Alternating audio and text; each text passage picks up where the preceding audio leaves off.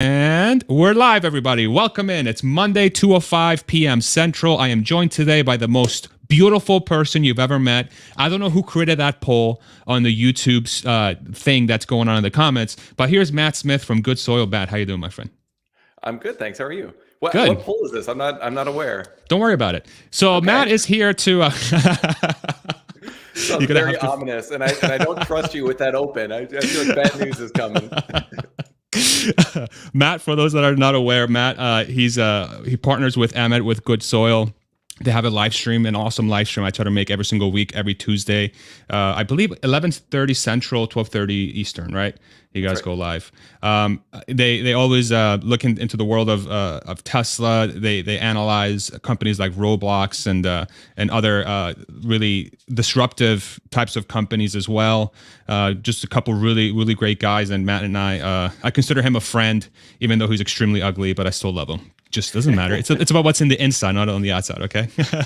I always wonder how many people don't realize that our banter is sarcastic.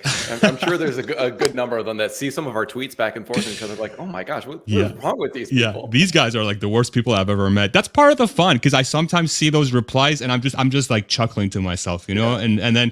And then my wife's like, "Okay, what are you doing?" I'm like, "It's Matt." I'm like, she's like, "Damn it, not this shit again." It's amazing. All right. So, did you have a good weekend? We were talking briefly. I know you celebrated the holiday. How was your weekend? Yeah, it was very nice. It was busy, jam-packed with stuff, but it was nice. Had a really great Easter. Ate a lot of really good food. I didn't have any. I kind of gave up desserts and some other stuff, so I like stuffed myself like more than I should have yesterday on all that stuff, and kind of was paying the price for it today. But no, it was really good. How was your weekend? I didn't have a chance to ask you. It's all good, man. It was great. Yeah, it was. We had some friends over on Friday. We hung out over the weekend on Saturday, and yeah, it was just chill. Did some lawn work on Sunday. Spent time with the wife. It was awesome. Just couldn't be happier. It was a very good time. Do you like my background, by the way? This is from our last. It's very strange. It's us. It's like a picture-in-picture thing going on there. I don't know. The longer I'm alive, the more I realize just how just strange I have problems. I have to go see somebody, I think. Anyway, Let's get the sucker started. So for those that are on Spaces, we are also on YouTube. I have it linked at the top of the space. You're more than welcome to stay with us in any way, in any sort of platform that you'd like. It's also live stream on Twitter as well with video. So it's Spaces, video on Twitter and YouTube. And curious to see which one you guys would like to join us on. We will have a lot of visual aids today, especially for the folks on YouTube. Matt has done a lot of work over the last few days to deep dive Master Plan Part 3, especially from an energy perspective. And we also had some news that dropped over the weekend related to energy as well. So if producer wife, you want to pull up the tweet related to the Shanghai announcement of Tesla Energy. So this is breaking from Sawyer. Sawyer, I don't think sleeps. This dude, every time there is a news article that comes out, this guy is like on it the second it breaks. Tesla will build a megapack factory in Shanghai. Chinese state media outlet Xinhua reported on Sunday. Construction will begin in Q3 and start production in the Q2 of 2024. Xinhua reported from a signing ceremony in Shanghai. The factory will initially produce 10,000 megapacks per year, potentially generating over $20 billion in annual revenue for Tesla. So what's your reaction here? I know this is one that's been making the waves a lot in the sort of Tesla world. What's your reaction here? Yeah, I mean, it's good to see the announcements start to come. So, Lathrop right now, I think everybody's familiar with it. It's got a 40 gigawatt hour production capacity. They're not at that level yet. But then I think the exciting news was the 100 gigawatt hours that are going to be in Nevada. A portion of that is going to stationary storage. We don't know exactly how much, but it's like, okay, you can start seeing like the flywheel is really starting to go for Tesla Energy right now. We've got a little bit of questions on the demand side in automotive right now. I think reasonable people can kind of debate, how real that issue is. But on the energy side, it's very clear they've got way more demand than they can handle right now. So production absolutely is the limiting factor. And I think a lot of people don't realize there is like by far the most amount of stationary storage that's deployed is deployed in China. So it just makes sense to, have it produced there from a cost, perspective, but also just from a demand perspective. There's a huge amount of demand in China. So definitely good news. And this is where you start doing the math on it. And, Sawyer noted 20 billion in revenue there just from that one site. then you've got Lathrop, and then you've got the other sites that in Gig, Nevada. So you're in a scenario where in a couple of years you're going to have over 100 gigawatt hours of revenue or of production capacity, and that's like 50 billion in revenue roughly. And so then you start, okay, well, what margin are they going to earn on that right now, or once it's at scale? And people have a couple different ideas of how big it might be, but you're probably talking like 15 billion, something in that range, like just maybe, 10 to 30, depending on how aggressive you want to be on your margin assumptions. Maybe even higher if you believe like the 50% gross margin, Megapack group, which is certainly possible. But just thinking about like what would that do to the stock price if this huge, like massive new revenue opportunity comes and you say, okay, we're at 100 gigawatt hours at that point, but we're going to scale it 10 times to get to a terawatt hour. That's clearly the goal. I think it's a really overlooked catalyst that the market is just ignoring right now. So yeah, I'm very excited about this. I think it's just going to take time. Like they need to prove out the margins. They need to, really ramp up. And there is that delay, that lag of, when they're actually produced versus when they're deployed and the revenue is recognized. So this is not like an overnight thing, but eventually the market's going to recognize that this is like huge and growing way faster than automotive. And I think it's going to be a very big deal. So I guess just some simple math for me, right? So if it's, 100 gigawatt hours, we're thinking in a say 2 to 5 years, sometime within that range, somewhere between 10 to 30% margin. Assume 15 to 20% margin as an example. So that's another, like you said, 15 to 20 billion dollars of additional net income per year, roughly, right? Because it just flows to the bottom because of their operational leverage, right? And so that essentially. That essentially doubles the net income if you were to extrapolate out Q4 earnings over the year, right? So in like the next 2 to 5 years, this basically means if this 100 gigawatt hours of production comes to fruition and there's demand for it, Tesla essentially doubles its net income. Is that a fair way of thinking about this? Yeah, I mean, like to be fair, automotive is going to continue ramping while this happens. So like to the point where we actually see that revenue or that net income, it's still not going to be like more than half of Tesla's overall net income, but it's really meaningful. And the way that I've been thinking about it lately, is like autos, the whole Tesla business right now is trading at a PE of about 50, but the energy side should absolutely be trading at a much higher multiple because it's going to be growing faster. And there's less, it's not as much of a commodity right now. There's severe supply constraints. So it really is kind of like a seller's market and it's growing so fast. So like a PE of 100 seems reasonable, maybe even on the conservative side. I mean, I could argue for like a PE of 200 or something on the automotive side, given the growth prospects. So yeah, I mean, if you start just doing the simple math of that, I mean, let's just assume it's 15 billion in revenue and you've got 100 multiplier on that. Like that's like a very real impact to the stock price. So it's very exciting for sure. Got it. I had to, I muted myself because Cindy's like, I can hear you breathing. So sorry, y'all in YouTube. I worked out really hard today. My body's recovering. Okay. Sorry. Apologies all for my breathing. Yeah. So that's I guess for me, it's like, I have to continue seeing it grow over time. It is becoming quite obvious that Tesla appears to be investing in that part of the business quite heavily. I think what's fascinating is that in the span of 2 to 3 months, not even, we've had the Lathrop announcement, we've had the Megapack 2XL announcement, and we've had the Shanghai announcement and Master Plan Part 3, all in this, like just a kind of like a back to back to back to back. But it doesn't seem, but the we're going to talk about the stock price. The stock price really hasn't done anything that I can think of related to those announcements. It's sort of traded, it went from $100 to $200 and it's sort of floating in this 170 to 200 range for the last couple months, sort of just trading around. Of course, it's very heavily influenced by macro. But energy, full self-driving with version 11, like my personal experience with that has been quite eye-opening and profound. But it seems like there are things happening with the story that are not necessarily related to auto. That do you think it's going under the radar, or do you think folks are really like capturing what's going on, but they're not willing to assign a multiple to it because they want to see it first. Like how do you justify that sort of reaction?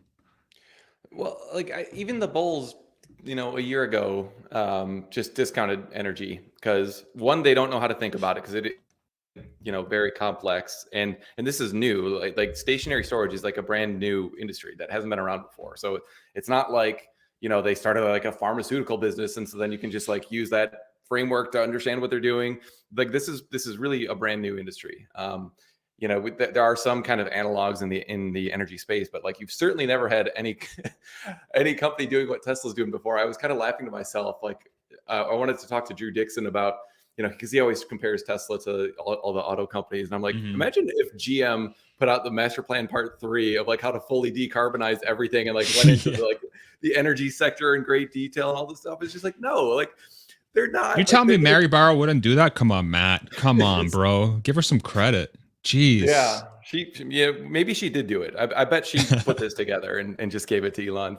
But no, so I forget where I was going with that, but on the legacy automakers.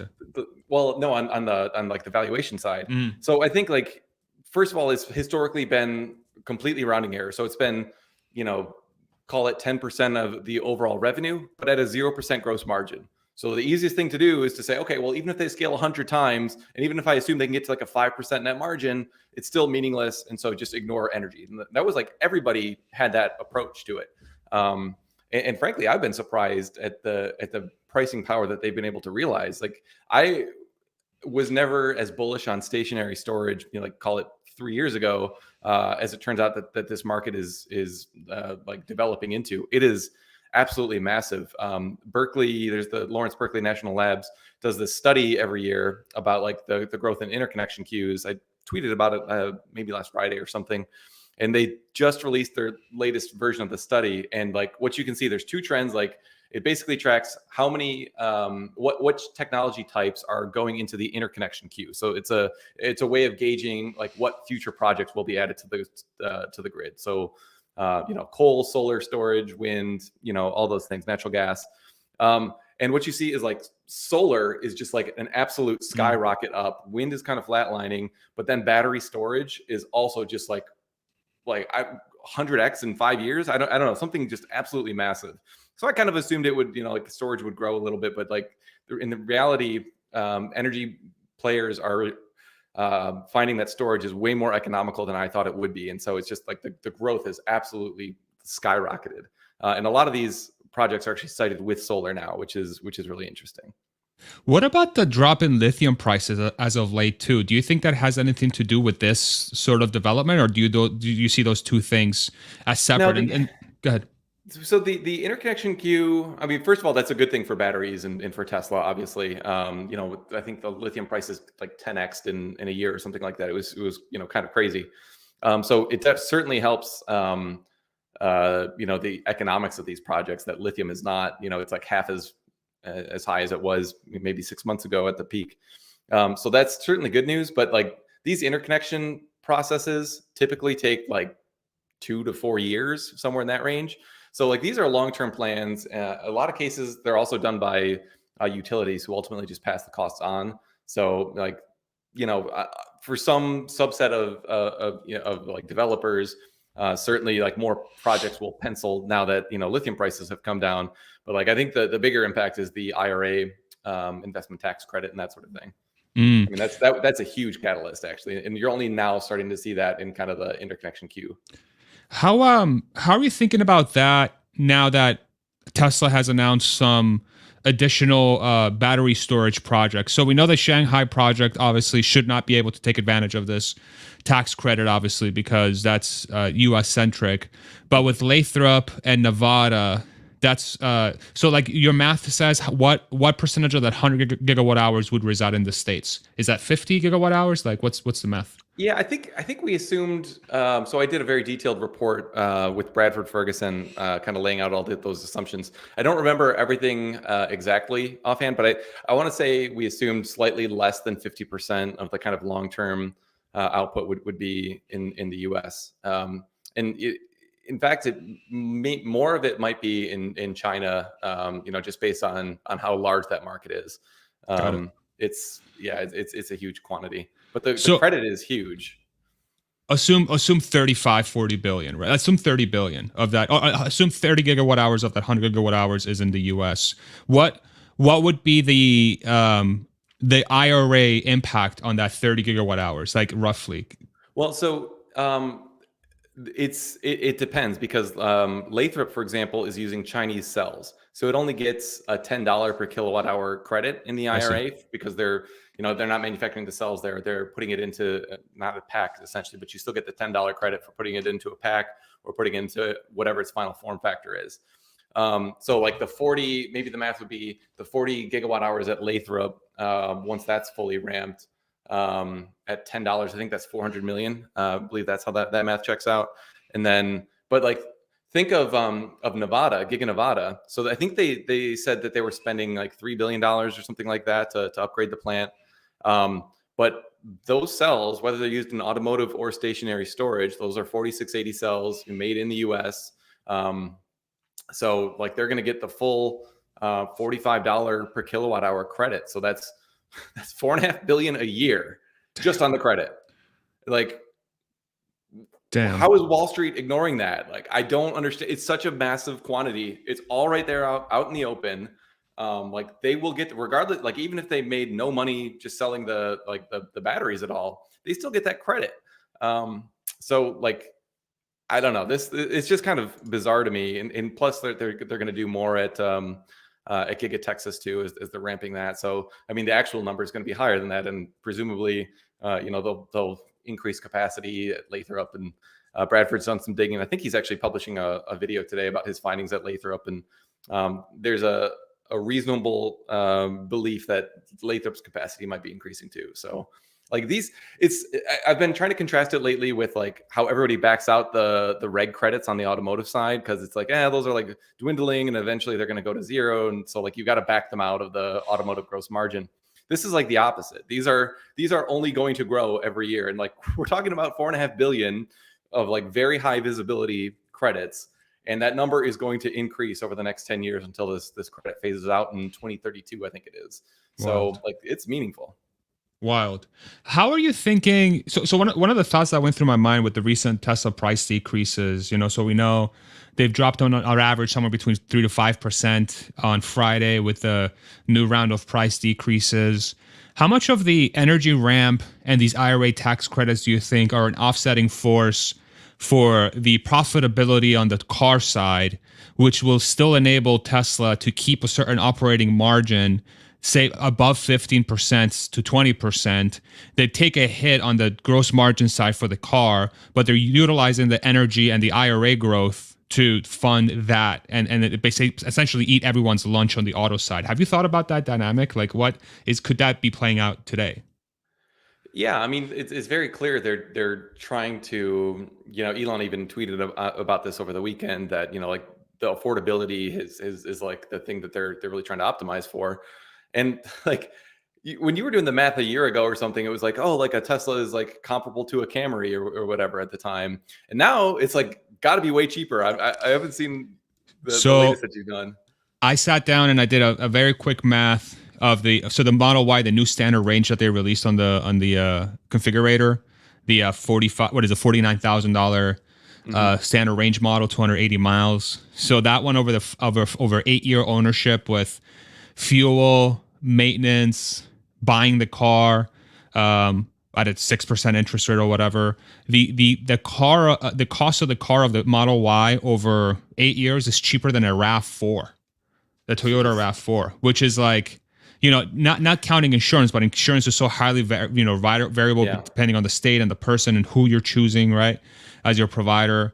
So, but we're already at a place where a standard range Model Y, and I was going to do a video about this sometime this week to actually break down the math for everybody, is $1,000 cheaper over 8 years than a RAV4.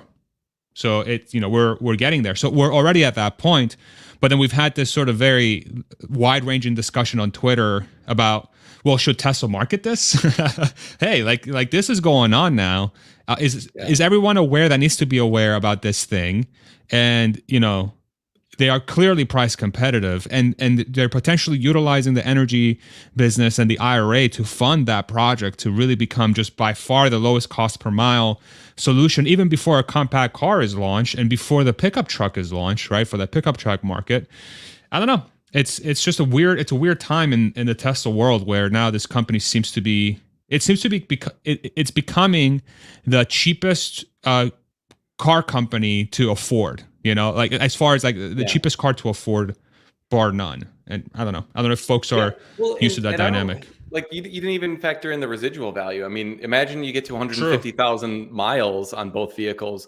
What's your RAV4 worth, and how many more miles can it physically go? And what's your Model Y going to be worth, and how many more miles can it go? And I think if you do the math on that and assume, I don't know, a 300,000 mile useful life, which we know for sure, Mr. Green in Europe and a lot of others that have operated fleets of these know that they can operate well longer than just 300,000 miles even. So like if you start like adding another useful life on the back of your economic, calculation, like you've essentially already made your money, like the economics pencil with one lifetime, and then you got a whole other one on the back end. It's just, it's so funny to me to see people that are still arguing that like EVs are a craze, or that like they're too expensive or whatever. Because this is like my point. Emmett and I have been ranting about this lately, that like people don't know, like these are some kind of basic facts that all of us in our little Tesla Twitter bubble are very well aware of, like the safety and of the value and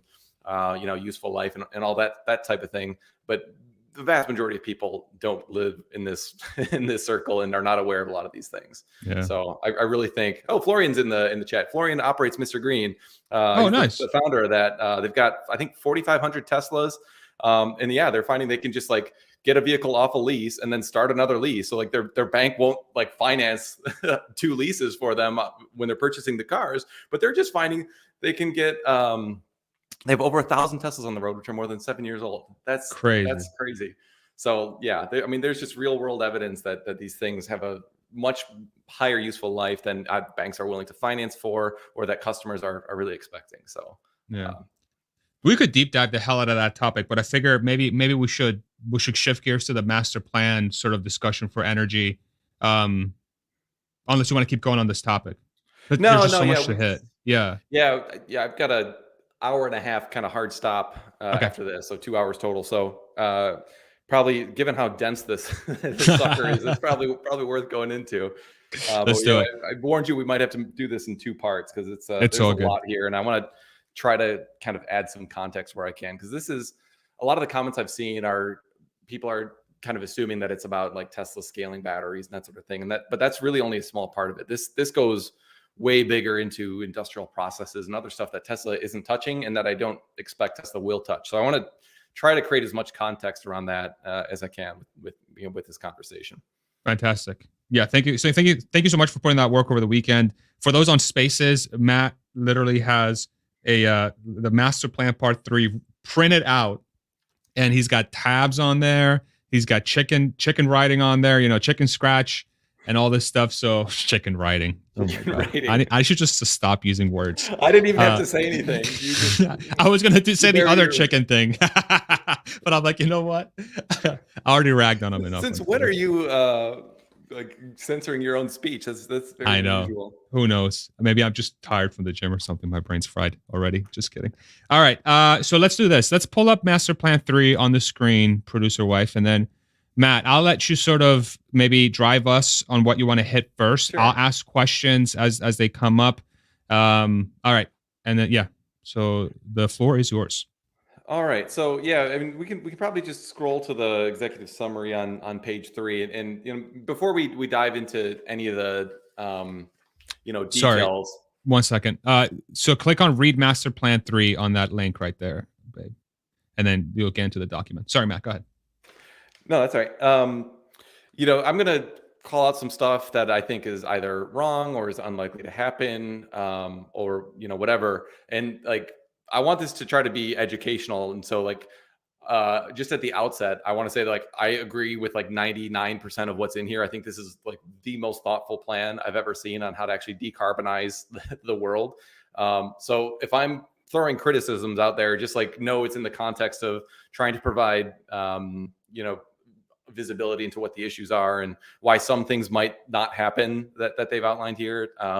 So just overall, this is like a phenomenal document. And I just wanted to kind of, couch that at the beginning that I am going to kind of critique some parts of it, but it's really, it's nitpicking for sure. So the executive summary, actually probably don't need to go there. Maybe let's start on what I think you found so interesting was on page 4, which was that was it the flows of the different, where the energy goes, and you can see how much of it goes to waste heat. This is something that I've just taken for granted because I've been aware of this for like a decade, that we waste the vast majority of the fuel we use. And the same thing happens on like your car too. Like if you like, so much energy is put into the oil, like to process it into gasoline, and then that gasoline is like not a very not very much of that actually gets put into forward motion. It's like, actually, this is one of the reasons I was optimistic on electric vehicles before I was a bull on Tesla. I just like I thought it was so dumb, like that we would burn all this fuel and then just like lose all that momentum that you'd build up from a physics perspective just by like using disc brakes. So it's just I think eye-opening to a lot of people who maybe haven't seen this before, just how much heat we lose. So yeah, this is interesting. I don't know, did anything stick out to you? I mean, yeah, I mean, it was really just how much energy gets pulled out of the ground essentially, and how much gets wasted. So for those that are on Spaces, just to kind of give you guys a description of the visual, if you want to read along with us, this is on page 4 of the master plan, Tesla's master plan, part 3. 133 petawatt hours, which is what, 1 million kilowatts? Is that the conversion? 1 billion kilowatts? So the kilowatt hour is, so 1,000 kilowatt hours is a megawatt hour. 1,000. 1,000 megawatt hours is a gigawatt hour. Yeah. 1,000 gigawatt hours is a terawatt hour. Oh shit. And 1 million terawatt hours is a petawatt hour. So I don't know. It's a quadrillion. Whatever that number, it's a lot. It's a lot of Tesla batteries, a lot of them. And so there's 133 petawatt hours per year that's drawn out of the ground from fossil fuels, and 31 petawatt hours per year that's drawn out of the ground from renewables or the sky or whatever, biomass. And then 105 petawatt hours of that, after it goes through all the things that we use it for, is wasted heat. So 66% of all energy that's let's say captured is wasted through heat. Is that a correct way of summarizing that, Matt? Yeah, it definitely is. And it sounds crazy. Like, how is that even possible? Well, it's because like when you burn something, it creates heat, and so like you burn it. Like even in a gas turbine is maybe a good example to show how this works. So literally the gas turbines, some people say turbines in the Midwest. Other people say that's a weird way to say it. You're racist, call it a bro. turbine. I don't know. Call it whatever you want to. But essentially, the same technology, there's actually 2 different types. There's a frame unit and an aeroderivative. But if you think of like the jet engines that are used in an airplane, those same engines can be modified to run on natural gas. And essentially what you're doing with the jet engine is just like spinning incredibly fast so that you can compress the air to, move the thing. That's essentially how you make electricity too, is like you want to move a rotor, around like a stator to create electricity, just a big magnet. So that's what they do. They take that same kind of engine, they fill it with, they run it on natural gas, and then but a lot of that sorry, I'm word pooping here. It's all good. But you're creating electricity just by spinning the rotor. Well, but then you've got like all the exhaust that comes off of that engine, and there are some natural gas plants that use that waste heat as another input. So you can actually create steam if you attach these like massive, they're probably like 8-story structures to it. It's called a heat recovery steam generator. So essentially, it's like a whole other power plant that you can use with that waste heat to spin a steam turbine. So then that type of power plant is more efficient, obviously, because you're using the same amount of natural gas just to, create your electricity from the original, rotor, but then you can create a whole steam turbine on the back end of it, essentially just using the waste product. It's But it's like a turbocharger in a car, basically. yeah, right? yeah, Okay. yeah, and you can even inject more natural gas into that heat recovery steam generator to make it even, get a higher temperature, and you can achieve a higher output that way. So Got it's it. like, but that's way more capital intensive to create one of those. It's called a combined cycle plant that uses that waste heat. So like a lot of places just don't do that because it's way easier to set up if you don't have to do that. So it's like that's one example where there's a huge amount of waste heat that even can be used by there. In most cases is not. And even when you are using that heat recovery steam generator, you're still like losing a ton of efficiency. So yeah, it's a kind of a wild point to just think of how much energy we're wasting. Insane. Yeah, that was the only really the only thing I had on that page that stuck out to me. Okay. Yeah. So yeah, I guess maybe we can go on to the next page then. So essentially, they've got this plan to eliminate fossil fuels, and so they say that this plan does not address sequestering carbon dioxide emitted over the past century of fossil fuel combustion beyond direct air capture required for synthetic fuel generation. So I thought that was kind of an interesting note just about the overall. Where is that here? That's in the fourth paragraph towards the bottom. So just as a kind of high level overview of what Tesla did and what their methodology is, they're saying at a high level, what is this document? They are trying to say, how can we get rid of fossil fuels in all of their applications? So not only, for like the grid, but also for airplanes and boats and everything. So it's a huge amount of it's hugely ambitious in that they're not just like sticking with electrifying the grid and that's it. They're saying, okay, how can we do this in a carbon neutral way? So there are some parts you'll see where like for synthetic jet fuel, they actually need carbon as an input. Like if you're going to, I forget what the chemical compound is that uses it, but they need to actually synthesize carbon. I'm not a chemist, so I'm going to screw this up, but with like hydrogen and oxygen and stuff to make these synthetic biofuels. But they're doing that in a way by sequestering carbon dioxide from like a biomass plant, for example, or some other sources, or using direct air capture, I think is actually the way that they proposed in here. So they're accounting for that. And if you have that technology, presumably you could also scale it up to kind of reverse historic carbon emissions. So it's kind of interesting. So even if it's related to, say, a traditional carbon related or fossil fuel related industry, they're still sort of Tesla saying we still recognize that there's going to be a need for these types of processes in the future, but we still need to figure out how to execute that process in a way that's as efficient as humanly possible. And it just so happens that the most efficient way of doing that is by being sustainable and using renewable energy. Is that a fair way of summarizing that? Well, I don't know that I would say that it's like the most efficient. I think a lot of these things, this is almost like an academic paper. So a lot of the technologies either don't exist or are not economical right now. So that's one of the challenges with this stuff is to do this plan, like a lot of the stuff. And there's one area in particular I want to kind of dive into that we'll do in a minute. But I'm skeptical that some of this stuff will be economical. We'll get into it in a minute, but they've done a good job of kind of like showing the overall cost structure. And so the plan as a whole is economical. Like what Elon said, you can essentially do this and not do all of the oil and gas mining and refining and combusting that we're doing, and it's going to be cheaper. And like for the most part, he's right. But the devil's in the details, right? Like electrifying stuff, like on the same page, you could see the efficiency ratio between ICE cars and EVs, and so like very obviously there's some low hanging fruit there that's going to be way more cost effective.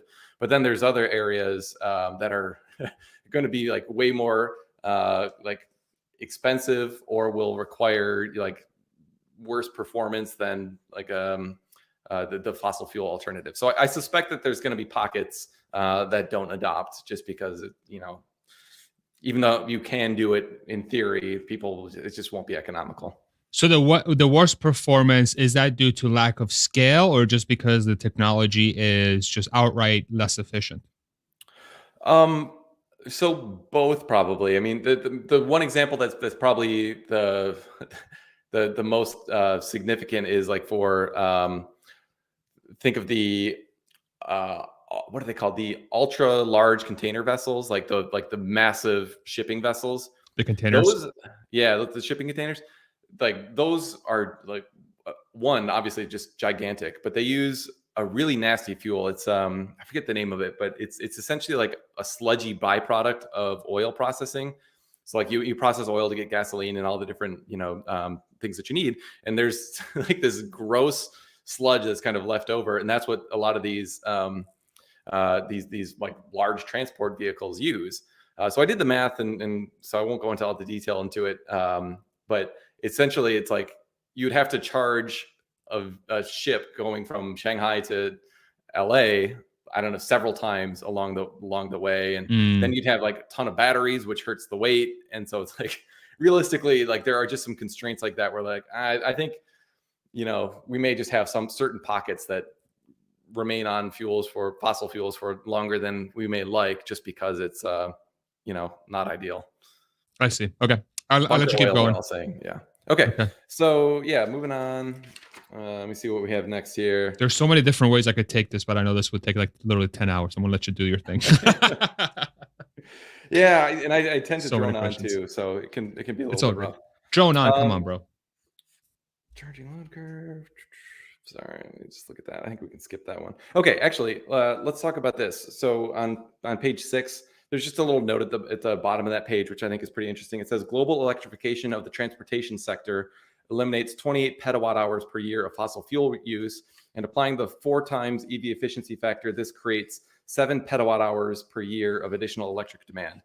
So this is one of the things that we'll get into in a minute too. But like essentially this plan, like they're tracking how much energy they need to replace in each little pocket that they talk about in each of the little sectors of this report. And then they're just kind of adding up, okay, we need like way more electricity. And so even though it's more efficient, this plan calls for a absolutely massive amount of new electricity. So it's worth keeping in mind that this is a very, very ambitious plan. It's not just like, it's incredibly ambitious, and it would really change the way that our whole energy economy would work. And so it's it'll be interesting for sure. Can I read that back to you so I make sure I understand this? So what this is saying is that right now, if you are to think of the fossil fuel, so if the fossil fuel part of transportation, it's about 28 petawatt hours per year right now. And if we're going full electric vehicle or full electric with the transportation sector, would that, given that EVs are 4 times more efficient, then it becomes 7 petawatt hours instead of 28. Is that the correct way of thinking about that? Just want to make sure I understand that. I'm sorry. Can you say that one more time? I was looking at the comments. Somebody said that my math was wrong on something. So sorry about that. It's all right.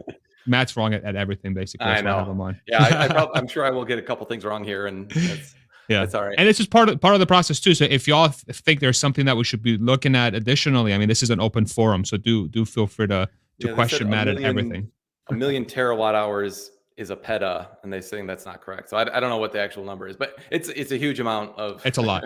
Okay. Of electricity. No problem. So bring that page up again, producer wife. Let's look at the last line again. So global electrification of the transportation sector eliminates 28 petawatt hours per year of fossil fuel use, and applying the 4 times EV efficiency factor, creates about 7 or minus 7? That's about 7. No, it's about 7. Yeah. So this is incremental because you are eliminating the fossil fuel use, but then you're adding to the electric use. So this whole plan is like there's this theme that's been around in the energy industry for a long time. It's basically like a catchphrase. It's like electrify everything, because if you electrify everything, then if you decarbonize the grid, then you've like solved the whole problem, right? So you want to electrify as many things as possible, even if they're running on coal, because then the problem of like switching like coal plants out to, you know, wind and solar is a lot easier than you know, like transitioning from ICE to EV, for example, or whatever the fossil fuel application is. So like the first step is electrify everything, and then the second step is move the grid to pure renewables. Got it. Okay, got it. So you're basically shifting. You're taking out the 28 petawatt hours from the fossil fuel, and you're plopping it on the electrical grid essentially, and that's going to call for an additional 7. Okay, got it. So can we real quick, just 30 seconds? Can you scroll back up to page 4 for me? Is there so electricity generation, right? It's 77 petawatt hours of it, and then so it's hard to tell how much of it is wasted. It's like 60% of it is wasted almost.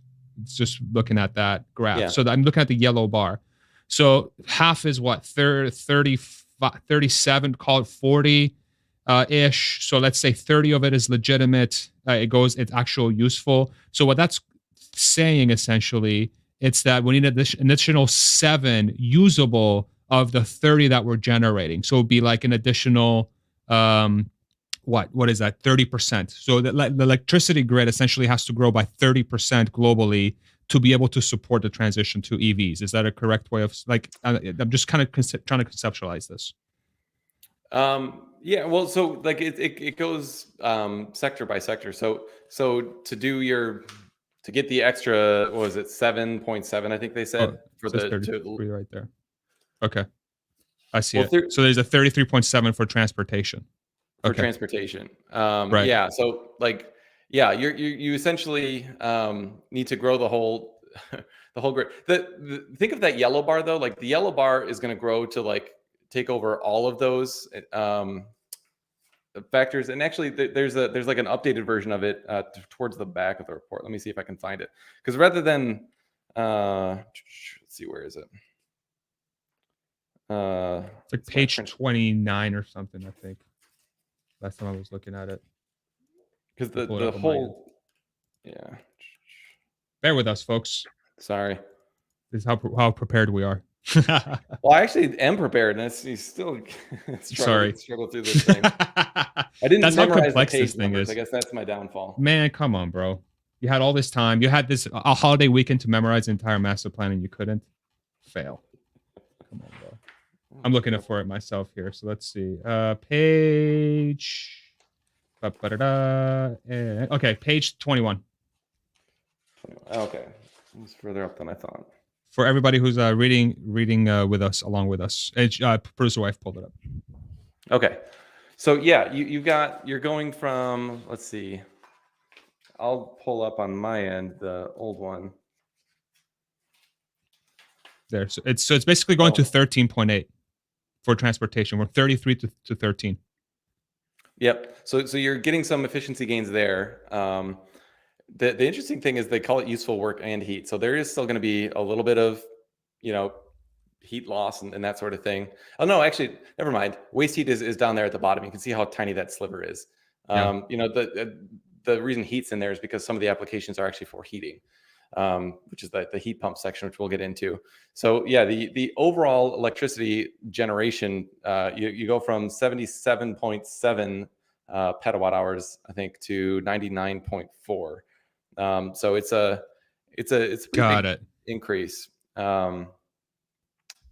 But you're actually getting a lot more usefulness out of it because you're avoiding all the waste essentially. So makes perfect sense. And then 30 of it goes curtailed, is stored in batteries.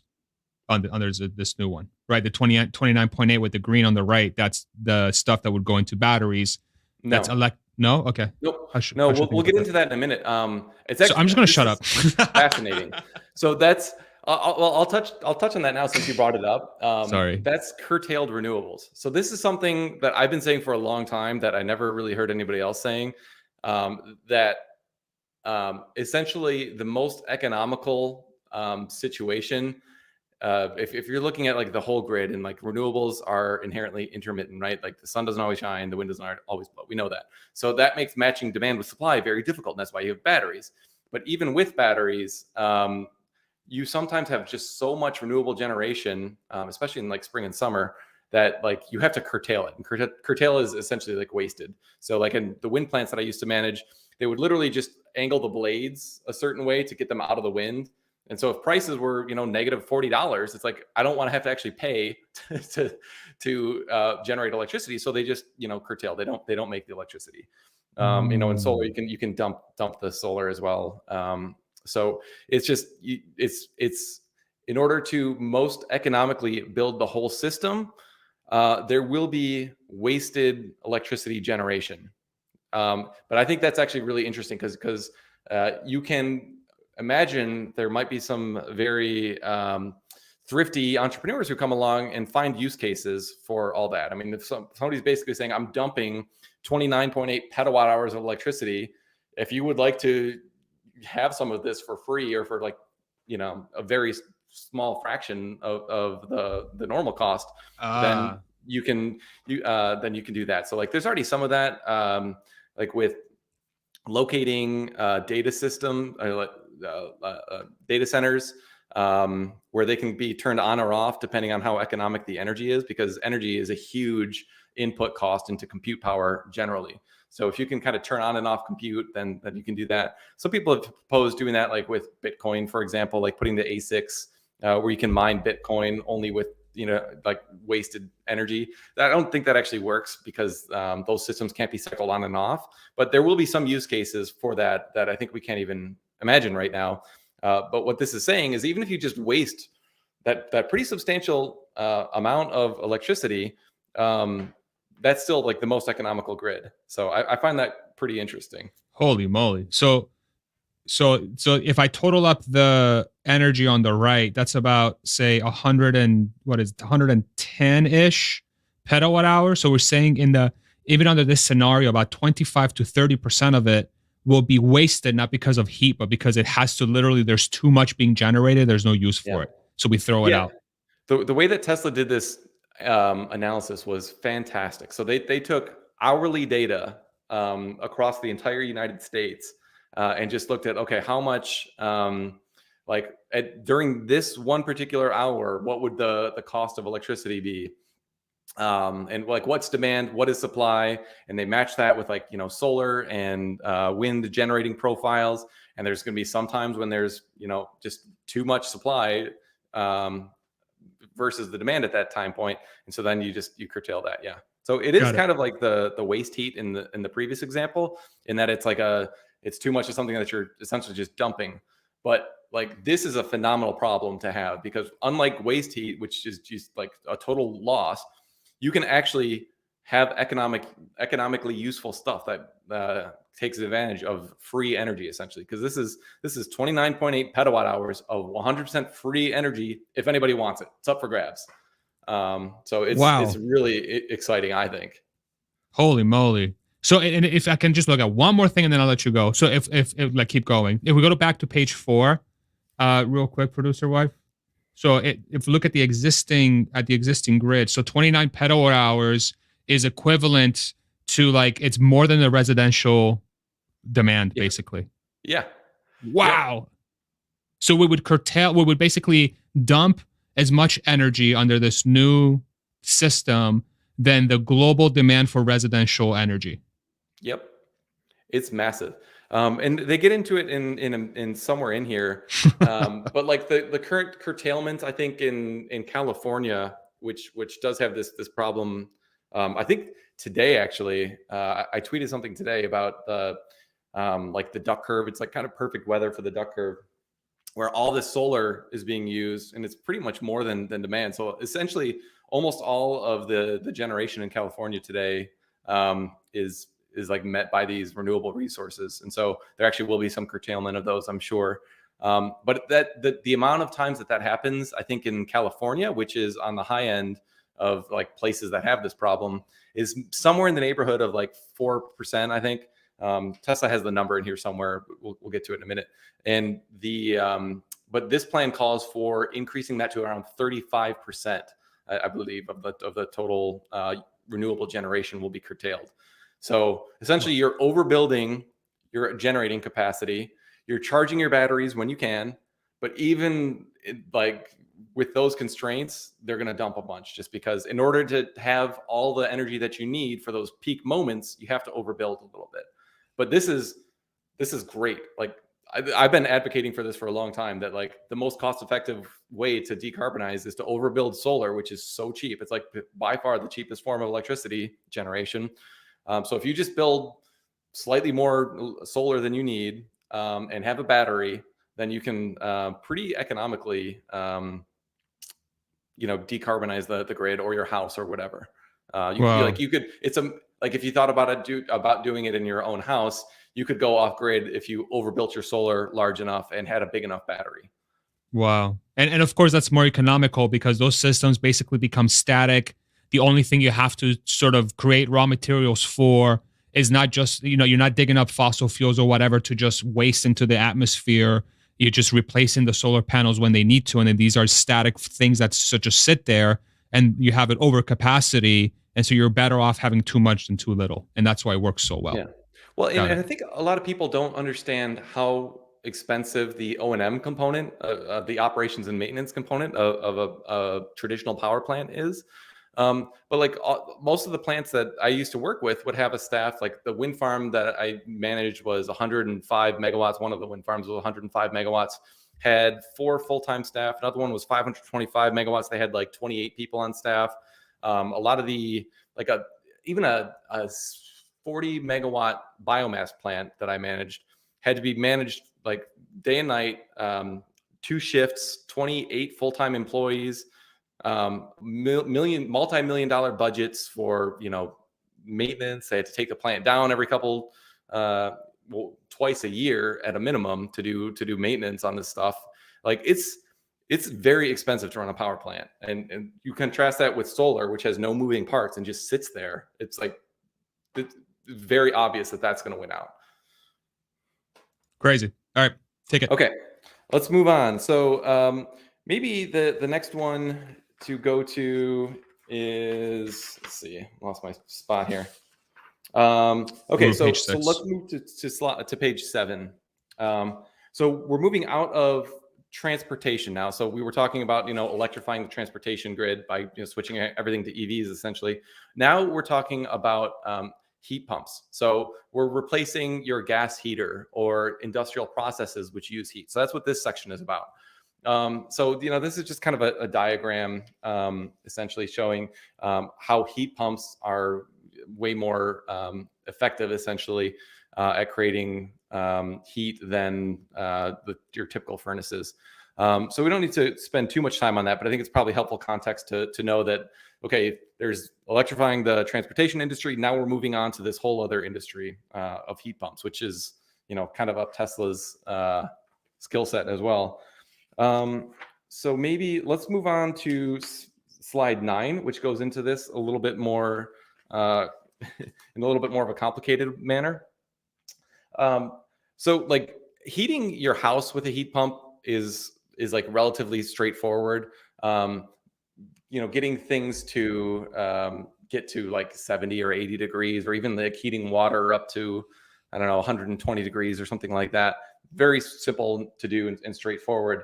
But what this this chart shows you that at lower temperatures, the COP stands for coefficient of performance. Essentially, it's more efficient at lower heat outputs that you need. So as you get to 200 degrees C, you're only at a coefficient of performance of 1.5. So it's really not very efficient. But then lower is worse. It's lower less is efficient. Worse. Yep.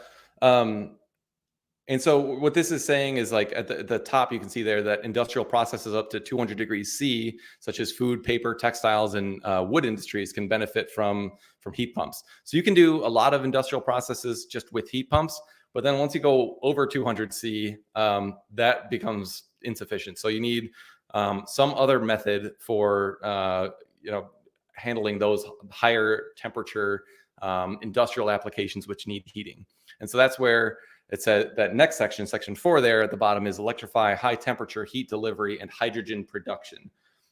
So this is getting into, it says there, like making steel, making chemicals, fertilizers, and cement. In order to like handle those industrial processes, we can go on to the next page. You need a lot of times to get to like 1400 degrees Celsius or even up to 2000. So this chart in the middle is essentially looking at what are the different fluids that you can heat in order to deliver different types of like production processes. So like if you heat water into steam, water into steam with electricity as the input, like you can use that for a lot of the stuff that we talked about on the previous page. So like food processing, paper production, there's frankly a lot of overlap with the heat pump scenarios there even, but essentially like water cannot be a good agent for much higher temperatures. So molten salt is another one, though. You can actually take salt. A lot of people have tried to use salt as a battery. Actually, there's some interesting startups in this space. But you can heat up salt with electricity, and then you can use that. Like this is actually used in concentrated solar power. So we normally think of solar photovoltaic, but there are some. I don't know if you've ever seen those pictures of like huge fields where they're essentially just angling mirrors at like this tower. Yep. And that tower in the middle of it is usually some salt that can become molten, and then they will use that as like either a store of energy, or they can actually run steam off of that, like in like a kind of complicated heat transfer way to run a steam turbine to make electricity. So I think that the use cases for salt are actually kind of low, but then air is another option for some other things. But really, like you can cement is one of the examples where you need to get to like 1400 degrees Celsius, and like you can use hot air as an input to make the production of cement more efficient. But you actually you still need a fuel. So this is where hydrogen comes in, which we'll go into in the next section, I guess here. Maybe down there it says electrical resistance heating, like electric arc furnaces is another way that you can do this. So I actually worked with a company when I was doing investment banking that they melted metal. That was like their business. So that they made these industrial abrasives, but they rather than using like a coking furnace or something like that, which uses coal or some type of fossil fuel as the input to melt the steel, they actually just used an arc furnace. So there are a lot of applications like that where you can actually get to very high temperatures with an arc furnace if you're melting steel. But if you're making, concrete or something like that, you need a different process. So let's move on to. So maybe I missed this part. Just help me understand. So what would heat the air in this case? Well, what they're saying is electricity is the input. So if you look at that chart, so you can. Essentially, it's just like a heat transfer situation. So you can use, like the arc furnace that I noted. I don't know the specific technologies of like how what type of heating implement is used for heating air. I think it's a really small use case, to be honest with you, at least today. But yeah, there's some equipment out there, presumably that would heat air up to those extreme temperatures, and then you can use that to for whatever you need. Got it. Thank you. Yeah, and like a lot of power plants today even do this. So two of the power plants that I worked at, they're what's called combined heat and power. So like I mentioned, there's like if you think of a gas turbine, and then you can create the steam by using the waste heat. You can use that steam to turn a steam turbine, but then you can also deliver that steam to other industrial companies. So I worked with like one of the neighbors at one of the power plants that I worked at was a packaging company that made like cardboard. So we would actually sell them steam, and they would use that steam to like break down the wood pulp and to get that into their cardboard. And same thing on the automotive side. Actually, one of the other plants that I worked on supplied the Ford Dearborn plant with industrial steam that they would use for their processes. So there are a lot of processes that do this already, but if you're going to take those gas turbines out of the equation, then you've got to replace them with something else. Got it. I had no idea there was a market for selling steam. Now I know. Yeah. Fascinating. I spent a lot of time trying to price steam out on the, what was it denominated? It was like dollars per 1,000 pounds per hour or something like this. And so, Whoa, okay. yeah, That's crazy. spent a lot of time on that. And then like, what's the optimal mix of like running steam into your steam turbine to sell electricity versus diverting it and selling it to this customer? Like, what's the cost? Because like you lose some efficiency if you take it out. But actually, one of the interesting things, total sidebar, this is not probably interesting information to many people, but I found it fascinating, is actually if you delivered some steam off of the steam turbine at this one particular location of the steam turbine, it would actually make the process more efficient, which just seems incredibly counterintuitive to me, that you're taking some of the heat input and like the thermal input out, and you're getting more electricity out of the steam turbine than you would if you had let the whole thing run through, which is just kind of bizarre. Wouldn't that be something that can be maybe like handled by AI or some sort of algorithm too, where somebody doesn't have to like just make those decisions, that it can all be done by software, like Well, all those little minutia? It's pretty static. Like the relationships are pretty, well known, and for One-to-one. the most part, the customers want just firm delivery of a very set amount of steam. So I'm sure some places might be different, but at least with the two companies that I worked with, they wanted to not be interrupted. They didn't want any more or less steam than they were promised. And if your plant was going down, they wanted to know ahead of time so they could plan their own processes. The economy is so crazy. There are these like weird edge cases that I would have never thought there was a market for selling steam. It blows my mind. Yeah, it's so crazy. There are some plants too that will use steam for like citywide. Like if you have a municipality that has a big plant, they can use that to heat the sidewalks or to deliver heat to like schools and things like that. So there's like Holland, Michigan actually has a big plant that does that. And so there's never any snow on the sidewalks there in Holland, Michigan, because they've got this huge plant. But imagine how much like infrastructure goes into that. It's, in my mind, not very economical. I wonder if that's one of the cool use cases for curtailing energy, is to make sure that all sidewalks are like all roads are never iced over or snowed over. And anyway, could be. But you think of all the equipment you need to install underneath everything. Yeah. So I've got a lot of notes on this page. So let's do it. We'll get into it. By the way, thank you all very much for joining us thus far. We're an hour in already, and this thing's like flying by. Matt's going to do a 10-hour long marathon. Here we go. We're an hour 1 of 10. Just kidding. Well, my apologies to everyone. I always like this stuff is so in the weeds. I wonder how many people. It's so fun. I love it. Like we had a peak at 890 people watching. Yeah. So and it's all been downhill from there. Is that what you're saying? No, it's been up. It's been going up. So thank you all very much. All right. So on the very first page there, so you need some green, or sorry, not the first page. On page 12, the very first sentence, they're looking at an estimate for how much industrial demand do we need. So they're saying that in order to like replace all this heat transfer equipment essentially, and to power electrolysis to make hydrogen that you need to get to those higher temperature processes, in order to do, you need 7.2 petawatt hours per year of renewable energy. So there's that kind of piece of it. But then I found like some of this stuff was just really interesting, because like they talk about hydrogen here essentially as an input, but then you'll see in a minute they have those entirely different use case for hydrogen that we'll get into. But this I think is really interesting. That second paragraph, it says the electrical demand for hydrogen production is modeled as a flexible load with annual production constraints, with hydrogen storage potential modeled in the form of underground gas storage facilities. So what is that saying? That is essentially saying we need a lot of hydrogen, but we can actually use the production of hydrogen as like as an interruptible an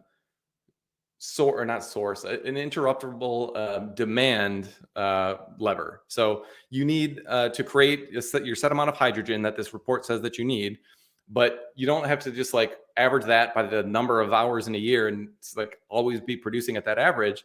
What it's saying is if like demand is really high, just stop producing hydrogen for a minute until demand comes back down. And then when demand is really low, you can just produce more hydrogen. So like one of the examples of like we talked earlier about how much curtailment is going to be in this plan. you could just create more hydrogen if you needed more than this plan assumed with that wasted. And you could use it, you could produce it only when you need to. And then this underground storage thing is really interesting.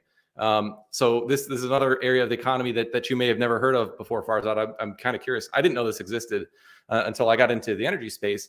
But natural gas is stored underground right now. So like in Michigan, for example, we need a huge amount of natural gas in the winter because it's incredibly cold. But we don't need nearly as much in the summer because you're not heating. So you really only need it for like a few industrial processes like running a gas plant, for example, to make electricity. But the production of natural gas is not seasonal. So what they do, it's fascinating. I went and toured one of these facilities. They have these compressor stations. So all during the summer, they'll pipe in a huge amount of natural gas, and they take these, they're like modified diesel ship engines essentially that run on natural gas, and they just pound it into these geological formations. What? So yeah, I went and toured this one in Michigan. There's essentially some geological pockets, or like old salt caverns is another one that they mention here that we'll get into in a minute. But they have porous rock. There's these porous rock formations that can be surrounded by less porous rock. So you can just like pound for months on end a ton of natural gas into these rock formations at like incredibly high pressures. And then when summer comes or when winter comes along, then you just turn the engines off, and you've already got a source of pressurized natural gas that you can just like pipe right into the system to augment. So you're piping in like a constant amount of natural gas from your pipelines, but you're managing the demand seasonality by this seasonal source of natural gas storage. And it's stored in porous rock. You don't have to create some sort of like container. You just surround this rock with a different kind of rock, and you just pump it into the porous rock. Yeah, what? I was like walking around this place. I was like, it just seems like this place should explode or something. Like, for real? It's like very safe. Wow. They actually did have an explosion at one of these. It's very safe, but they actually had an explosion. Well, it was crazy. We had one of the coldest winters, one of the coldest days ever in Michigan, maybe 4 or 5 years ago. It got down to like the nighttime temperature was like minus 20 degrees Fahrenheit or something like that. So everybody was just had their heat like cranked up to max. And then one of the compressors blew up at the station. So like, but the amazing thing is that like it's not like the whole underground formation blows up because there's no oxygen down there to handle it. So they've got these automatic shut-in valves, which is phenomenal. But we had to like dial back the use because you can imagine if you lose pressure in the system because people are demanding it and there's not enough supply, everybody's pilot light goes off in their furnace. Man. Imagine the disaster that would be. You got to like manually relight pilots, but you can't just start like putting natural gas into the whole system if people's pilot lights are out. So it's, oh my God, like they kind of narrowly avoided disaster with that. But for the most part, these are they were able to actually meet the demand. It was lost my AirPod. They did a really good job, I think, managing that one particular like fluke incident. Fascinating. So what they're saying is you could do the same thing with hydrogen. This is when I'm like, a million questions are coming into my mind. One, the natural gas pipeline system that we have right now is actually incredibly leaky. Most people don't know this, but we lose a lot of natural gas in leaks in just in the pipelines or in the connections to your house or anywhere like this. These utility companies have running lists of the leaks that they're aware of. And they just categorize them by like, how bad is this leak? Like, do I really need to go fix this today? Or is it like, can I get to it next month? And like, that's just like how they do business. So if you ever smell natural gas, like sometimes I can just like smell it at like the connection to my house. I'm like, well, why is it getting out? And so it does. And natural gas is methane, which is CH4. What they're proposing to do in this master plan is store an incredible amount of hydrogen. Now, hydrogen is just H. It's like literally the smallest element. The problem with this is it would leak like a sieve. So you can't just put hydrogen into the same infrastructure that we have for natural gas, because the molecule size is so much smaller that you would just need like much tighter valves. You'd need like, potentially different operating pressures. So I actually read a report. I wasn't even aware that people were talking about doing this with hydrogen until I read this report. It was like, this sounds crazy. Like, is that even a thing? So like somebody did a study of retrofitting gas pipelines in Germany, natural gas pipelines in Germany, to run on hydrogen. And what they found is like essentially they'll leak. So you have to drastically lower the operating pressure so that you're not like forcing hydrogen out of these leaky things. And obviously there's, explosion risk or something like that. So you can do it, but not with the same infrastructure that we have today is kind of the conclusion. So it's just, I went down the rabbit hole on this one. It's such an interesting idea, but like another idea, I don't know if you follow at Mad Manx 89, he's another like energy whiz. He's got really great opinions. He was saying you can actually make synthetic fuels, and this is something that they talk about in this document as well. So we talked before how they were going to sequester some carbon from the air. And so one of the things you could do if you wanted to, like, just for hypothetical purposes, let's assume that you can like synthesize a ton of carbon from direct air capture, and you want to use the existing natural gas infrastructure, but do it in a carbon neutral way. Well, you could just synthesize all this hydrogen. You could combine the hydrogen with the sequestered carbon that you got from the air, and then you could make CH4 with that and pump that underground and use the whole existing system. Now, that would require an insane amount of carbon, and you'd just be like recycling it back up into the air. So maybe it probably doesn't even solve the problem. But the molecule size is like a really big issue with this part of the plan, I think. Got it. So if we do want to, essentially, it implies that we need a overhaul of the existing infrastructure to be able to store hydrogen. From how the document reads, potentially is that there needs to be investment into that infrastructure. A huge amount of investment. Yeah. Okay. And one of the other things that they say is like salt caverns. So I guess salt caverns are probably a better option than like the type of porous rock that I was telling you about for the natural gas. I'm guessing those. I don't know all the details, but it seems like that is the way to go. The Energy Department of the United States apparently just released a couple different reports on this. Like just before we got on today, I found this 111-page report that the Department of Energy just put out about like hydrogen. It's fascinating. So I've got to dive into that some more. Okay. So, but let's move on, because that's interesting, but there's a lot more to get to here. So number 5 on the same page 12 is saying, okay, so now we've handled hydrogen for industrial heating purposes essentially, but what about like sustainably fueling planes and boats? So this is something that we talked about before. So shipping uses this heavy fuel oil, which I mentioned is just like very nasty. But it says on the first sentence there that you would need to optimize design speed and routes to enable smaller batteries with more frequent charge stops on long routes.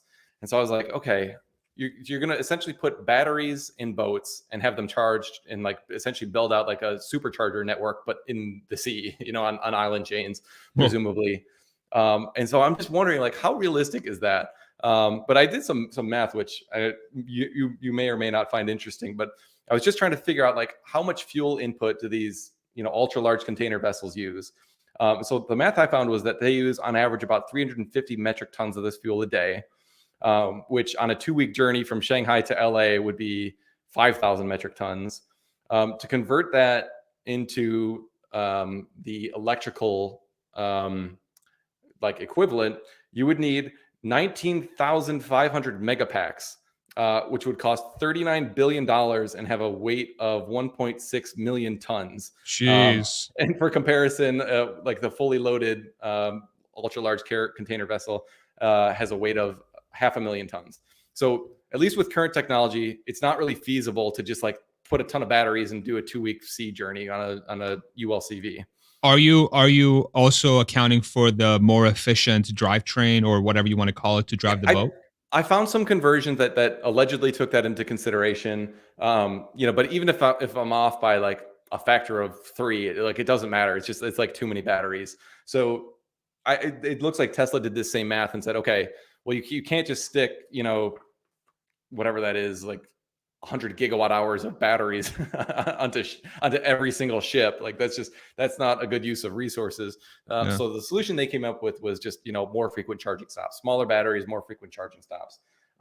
Which, to my point, earlier, I just don't think that's going to happen. I don't think, like, if you are turning a 2-week journey into a 3-week journey and you are, lowering your performance because you're running at a lower speed, which they also mentioned, because your efficiency in water really reduces when you're getting at very high speed, just like cars. Like when a car gets up to 200 miles an hour, like the air pressure that creates, the resistance is like the most significant at that point. So like adding an extra like the amount of energy needed to get from like 205 miles per hour up to 206 is just like astronomical because of the resistance. Same thing's true in water, and to an even more extent. So you got to slow down shipping lanes, add charging stops, and add a lot of expensive, batteries. I think that's going to be a hard sell. So if I had to bet on one part of the plan that doesn't happen, at least for the next 50 years, I would guess it's this segment of the shipping part of the economy. I think I'd be very, very curious to say like because boats don't stop for fueling right now, right? They go straight from coast to coast, or do they stop at islands to fuel the container ships? How's that work today? I think the ultra large container vessel ones that I'm talking about, I don't believe they'll stop. I think they'll go like 2 weeks and keep going. Yeah. Yeah. Okay.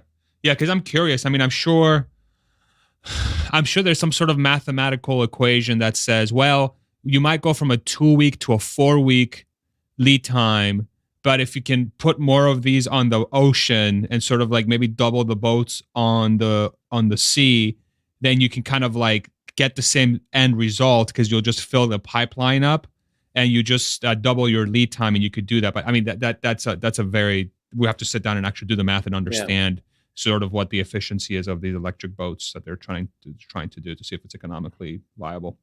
Yeah, I'm not too sure. And it's kind of like the same thing in rockets. Like, like when you burn the fuel in a rocket, it gets lighter, which makes it more efficient the further you go along. But like you got the same thing on boats. Like if you use the energy from half your batteries, well, now that's just dead weight, kind of decreasing your efficiency.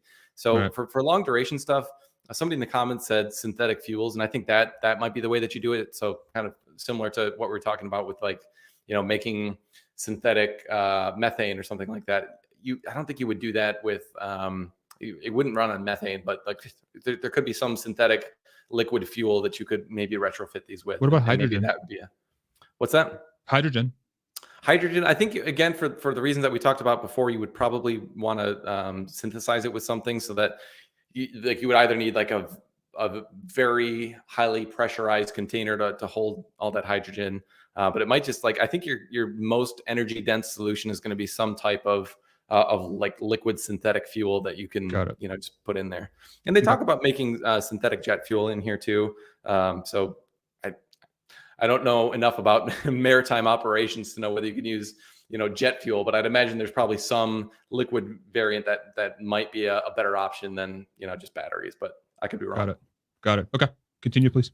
All right.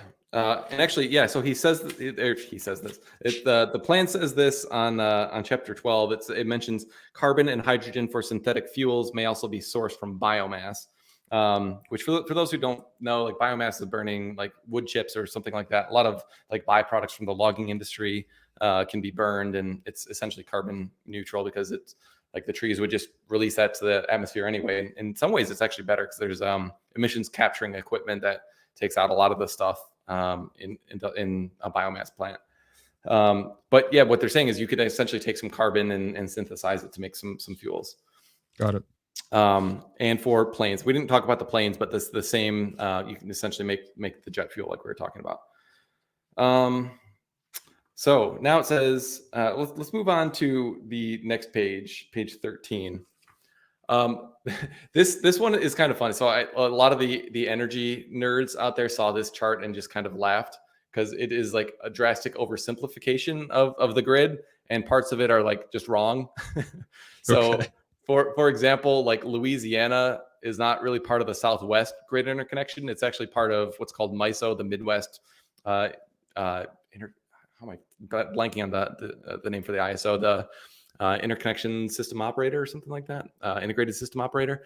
So like the same electrical grid runs from Michigan all the way down to Louisiana and big chunks of the states in blue there.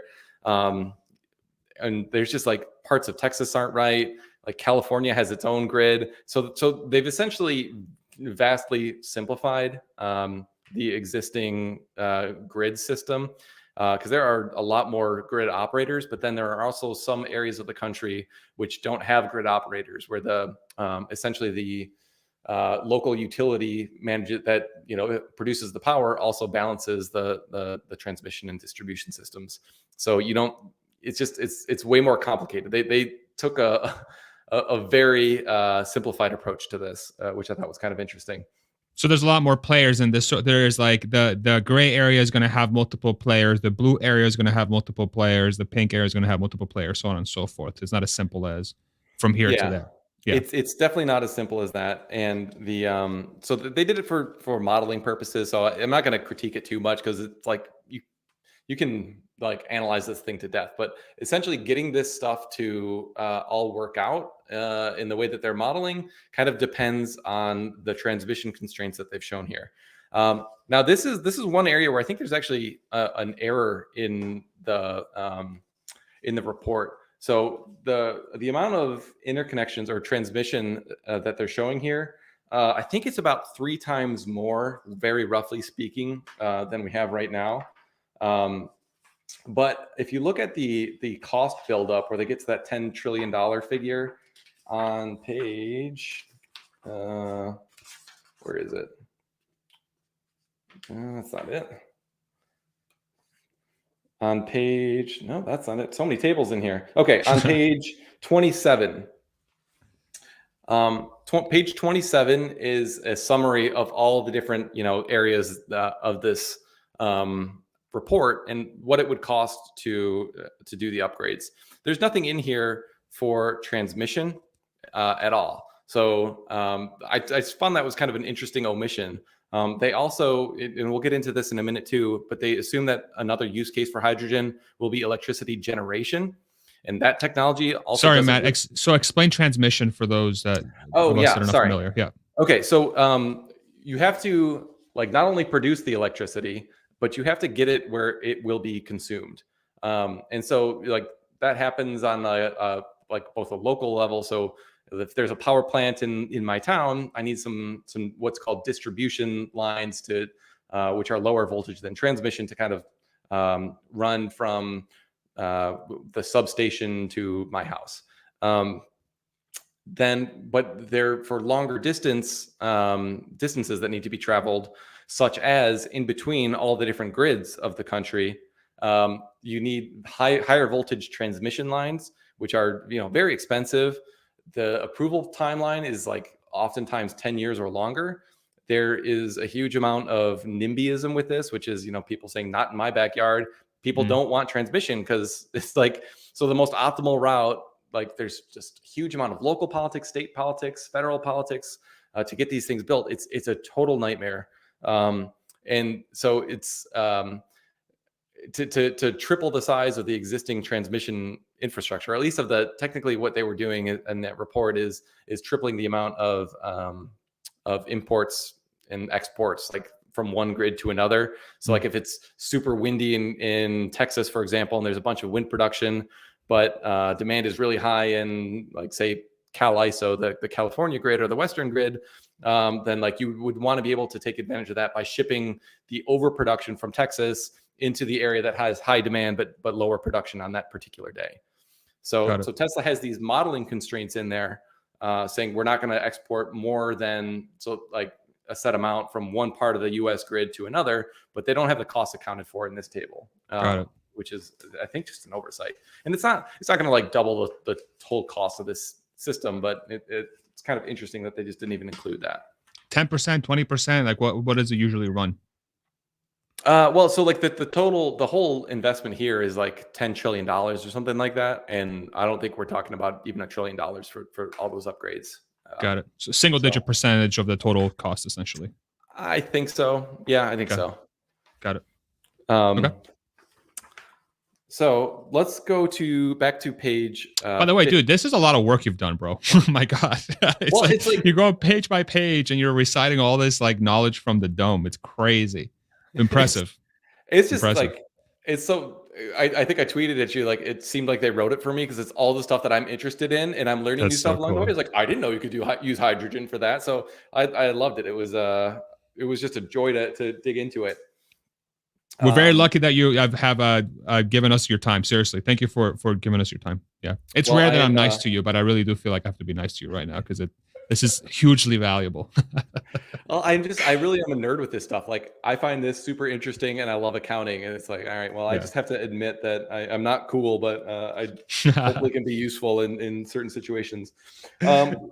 So let's go back to page 15. That should be like a shirt. I'm not cool, but I hope to be useful. I want to make you one for the next one. For part. All right, I like it. Yeah. I saw Yashu was in here earlier. You got the blueberries shirt in honor of him. So yeah, I'll take a nerdy shirt. Okay, so this is interesting. This is essentially kind of a summary of what they were modeling. I told you that they looked at the resources on an hour by hour basis. So what you're modeling on the y-axis here is what's called capacity factor. Capacity factor is a really interesting tool that's used commonly in the energy space to essentially say, okay, what percentage of the time is your resource being utilized? So if you have like 100 megawatt hour gas plant, it can run like 90% of the time, 95% of the time, as long as it's economical to. And so you essentially take your 100 megawatts that you're capable of generating times 8,760 hours in the year. And then you take so that's in your denominator of capacity factor. And then the numerator is just what was the actual production. So with solar, obviously there's, roughly half the day when there is no sun, and most of the rest of the day it's not producing at full output. So that's why if you look at those solar capacity factors, they're like 22, 27% kind of range. It's pretty low. Wind tends to be a lot higher in like the 20s to 40s, but a lot of like normal plants, depending on like if they're base load, like nuclear, for example, has an effective capacity factor of about like 100%, like maybe 99%. Because you can't turn it off. Like, turning it off is a multiple day project. So like it just runs flat out. It's called base load. You don't turn it off. It's just always there. They actually have a code, at least in MISO. You can denote something like that as a must run plant. And then the ISO can't tell you to turn off. Even if like prices go negative, you're just like, sorry, I'm not turning off. It's physically not happening. Wow. So this is where like the way that we used to do things on the grid doesn't work if you're like having huge amounts of new solar and wind that just like you can't control. It's like the way that it used to work. Yeah, well, it'll turn on and off, but the way it works right now, like the guys in the control room at a plant will literally get a call from the grid operator say, hey, fire up. And like it's kind of a just crazy system. Like there are some dispatches where it's a more automated system than that, but there are definitely still times when you've got like that's the level of technological sophistication of this process. So what I found kind of interesting about this, so you can see the capacity factors for wind. It's very seasonal, but this also shows you on a daily basis. At least where the wind plants that I operated, they tended to generate more energy at night, slightly higher capacity factor during nighttime. Scroll down a little bit there, producer wife, if you don't mind, so we can see that whole chart there at the bottom. Is there more entry? Yeah, perfect. And just make it so that both the graph at the top and the chart can both be seen fully, if you can get them to line up. Yeah, sorry, Matt, go ahead. So what I found kind of interesting about this, though, is that those solar capacity factors in the, call it mid 20% range, those are not indicative of residential capacity factors. Those are like more commercial and especially utility scale capacity factors, where you're essentially facing them due south to get advantage of the optimal amount of sunlight. But if you put those same panels on my house, which does not face due south and actually has some that are really suboptimally placed, you're going to have the capacity factor more in like where I'm in Michigan, probably more like 16%, 17% range. So if you wanted to be really nitpicky, or if you wanted to say, where is Tesla's opportunity? Tesla has been talking about being a distributed, Elon actually said in their 2017 earnings call, he wanted Tesla to become a giant global distributed utility. And that word distributed means they'd be doing things, what's called behind the meter. So putting solar on your roof, or solar on the roof of the gigafactories, where it's actually being, you site the production of electricity with the demand point of electricity, so that you don't need all the transmission and distribution. But these capacity factors are definitely not residential. So to the extent that you wanted to have this same plan, but do it more on a distributed basis, you would need to pay for a lot more solar, because you wouldn't be generating as much electricity as this model is going to tell you. Got it. So the people on people's houses, the solar CF is going to be less, because it's not going to be optimized for wherever they are, depending on your roof and where it's facing. Plus, you're not going to get as much density, right? Because it's just going to be, each roof is going to have so much solar on it. And so the angle of the roof is bad. It's not facing due south. Yeah. Got it. Okay. Got it. Very helpful. So yeah, I thought that was just kind of interesting that they just put that out there, because it seems like the opposite of what Tesla's actually trying to do with their solar business. But I think I can't really nitpick it too much, because I mean, this is like almost like an academic exercise, like I said. So it doesn't drastically change. Couldn't they do both though? Couldn't they do both? Couldn't you have it on, and just merge the two? And I would argue that would be the cheaper way to do it. So you'll get lower energy output if you put it on your roof, but you can avoid paying for a good part of the transmission and distribution system. Yeah. So, it is kind of interesting. There are all these trade-offs of when you're trying to match supply with demand on an hourly basis like this. It's very, very complicated. And it's fascinating that based on this graph, wind would generate more than solar. Is that correct? That's just based. Yeah. Yep. Yeah. Okay. Yeah. So wind definitely has like kind of mid 30s. Some of the projects I worked on have like a 40% plus capacity factor. So that's not unusual. And so the net petawatt hours from wind on this chart would be more than solar, or it just happens to be, like, are the capacities 1-to-1? So it says, like, is it wind 29% capacity factor? Is that based off of the same top number, if that makes any sense? You know what I'm saying? I think so, but I think what you're getting at is there going to be the same amount of? Is there going to be more wind generation? Correct. No, because you're going to build out more solar than you are wind here in the plant. So if you had just like 5 petawatt hours of wind and 5 petawatt hours of solar, yeah, you would definitely have more actual, or not petawatt hours. Sorry, if you had 5 petawatts of output capacity of what's called nameplate capacity. So let's just imagine like let's make it easier, 100 megawatt wind farm and 100 megawatt solar farm. You would definitely have more energy from the wind farm than from the solar farm. Got it. Because it's more efficient.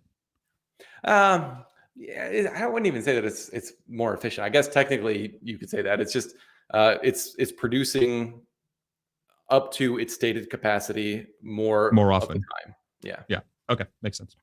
Got it. Okay. So thank you for opening up this black box for us. This is literally like, I mean, this is one of the most, I can't tell you how much I'm learning on this podcast, for real. Yeah. I'm going to actually start being nice to you on Twitter. I'm thinking about it. Ew. Continue. Yeah. So if you scroll down a little bit to the bottom paragraph on the same page, they have a whole paragraph here, which I won't reread, but essentially at that last sentence, they say they're talking about curtailment. So they're saying that the trade-off may evolve. Let me summarize the couple sentences before that. They're just saying they're going to overbuild solar and wind, and that will result in more curtailment. But they're saying that the most economical thing to do in their model was to have more solar and wind and not build as much battery capacity to capture all of it as like you might think they should do. But what they're saying is that trade-off may evolve as grid storage technologies mature. But with the assumptions modeled, the optimal generation and storage portfolio resulted in 32% curtailment. Wow. So you're losing a third of the electricity that you produce, which is just kind of massive. And if you actually go to the next page, actually no, it's so let me rephrase this another way. So of how they've built, so wind capacity factor 34% and solar capacity factor 24%. So each one of these is producing 1/3 to 1/4 of their total capacity. And of that 1/3 to 1/4, you're still going to quote unquote waste 1/3 of that. Yeah. Yep. Got it. Yep. Crazy. Yeah. Yeah. It is. It's kind of wild. It makes no sense. It's so counterintuitive, but like, I'm so glad Tesla said this, because like this definitely makes sense, but it's, you have to kind of like be an energy nerd to understand that like that's actually not wasteful. That's very economical. So for any entrepreneurs out there that are really thinking about how to build the next generation of the world, this curtailment piece of the puzzle seems like you said, like you alluded to it earlier in the podcast, this just seems like a giant, tremendous opportunity for us to capitalize on, because that is so much freaking energy. It's unbelievable. It's crazy. And have you read any of the work by, oh gosh, what guy's name? I can't believe I'm Tony Seba. Tony Seba, yeah. I have his book. I haven't read it yet, but I know a lot of his work. So a lot of people love his stuff, but he essentially outlined this, where you're like the same sort of thing, that you're going to like really overbuild wind and solar, and you're going to have, the way that he frames it is slightly different than the way that Tesla is framing it here, but he says essentially that your marginal cost of energy is going to go to zero. And this is something that Chamath talks about on the All In podcast too. Yeah. And it's really worth understanding, because you have to pay like for all the capital to build all these solar plants. It's like ridiculous. It's going to be very expensive. But once you've done that, you've just got like free, zero marginal cost energy available to do whatever you want. And so Tony talks about that as a superpower. So now that you've built this infrastructure, you've got free energy. Like that's a sunk cost now that it's built. Like, and he essentially says that can like supercharge the economy. If electricity was free on wholesale markets, imagine like how much more we could do with compute. Imagine how much what that would enable for AI. I mean, and like the like any other, like even like Bitcoin mining, like anything that's you know where my mind goes to with that, like desalination of water would be basically free, right? Because that's an energy thing. Look, my dogs are excited about it too. Go ahead. Yeah. like doing like the hydrogen electrolysis. Go ahead. I muted on one other. Operation on the are you running here, Farzad? This is ridiculous. I'm an important person.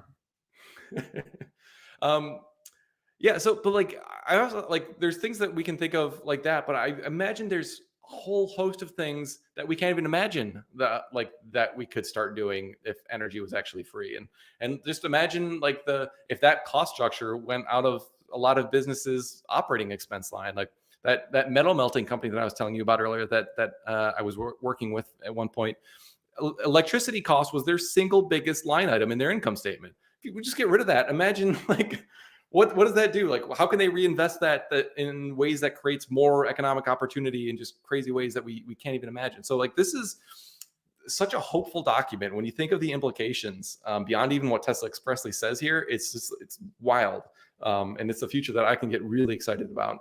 Man, crazy. Keep going. Sorry, I didn't mean to. It's just it really is. I think the magnitude of the vision, again, like the amount of work that needs to go into this, and a lot of the hypotheses and all the different things that Tesla has outlined have to be tested and has to be very much rigorous. We have to be very rigorous in testing it and making sure that it pans out.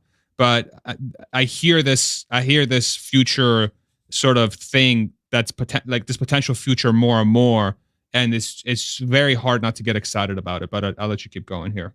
I know we still have some things to cover. Yeah, and I'm sure we won't get through the whole thing today, but if we can go to page 16, this is like, it took me a long time to figure out what the hell is going on in this chart.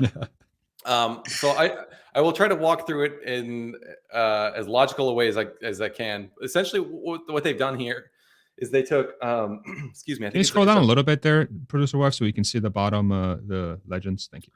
So it is a 4-day look at essentially their modeled grid system. And they're saying, okay, we've got all this solar and wind built up. And they took some historical days and said, what would those resources being in place in the way that we have outlined here, what would that look like? And so you can see like the green is the wind, that's like kind of at the bottom there.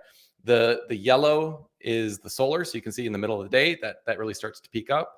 And then you've got so much solar generating kind of in the middle of the day that you can start putting that to storage. So the gray there is lithium ion storage. And then the red is thermal storage, which actually we didn't talk about quite yet.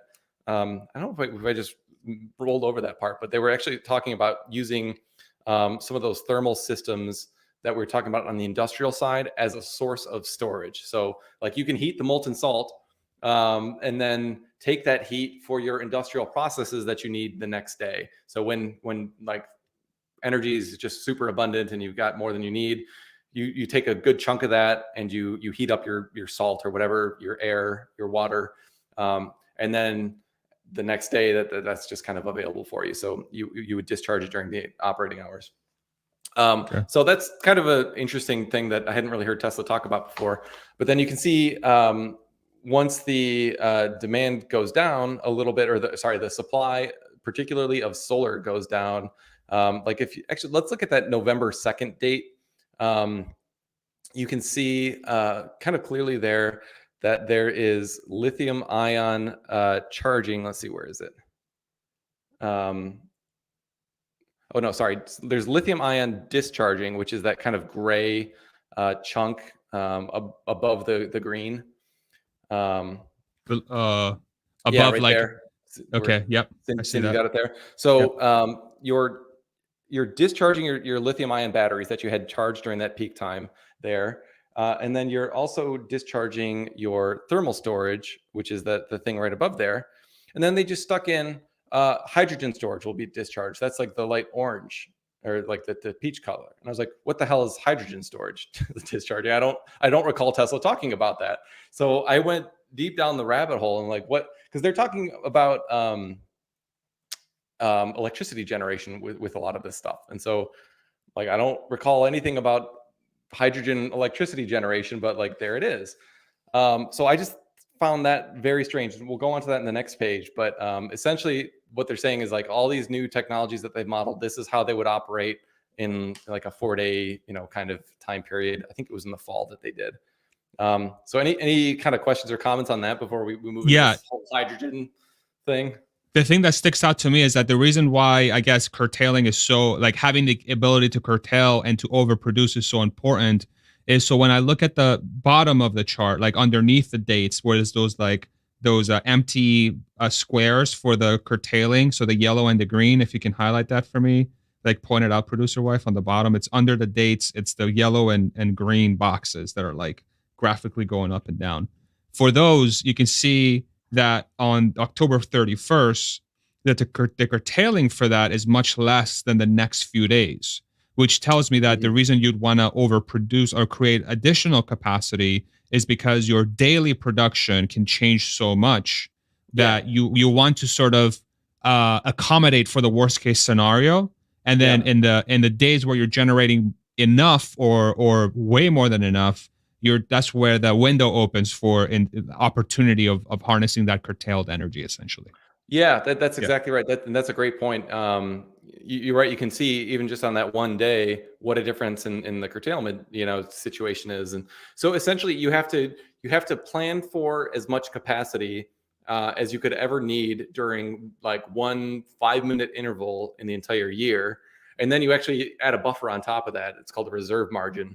So like you essentially build the whole electric system up to like this crazy resiliency level, add a buffer on top of that. And so that's why you get this huge amount of overbuild. And then with wind and solar, since you can't control when they're dispatched, that's why you get all this curtailment. So yeah, it's a great point. Got it. Okay. Go for it. So let's move on to this next page, because this hydrogen thing, it was like bizarre. 'Cause we talked about hydrogen, essentially for like heating purposes, but without any, like, there's no words like above this chart. They're just like saying, okay, like here's how we're gonna like seasonally make electricity generation from hydrogen storage.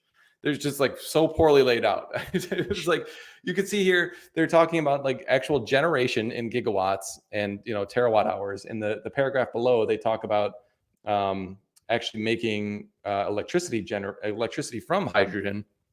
And this was just like a head scratcher to me, because there is essentially no hydrogen used for electricity generation purposes right now.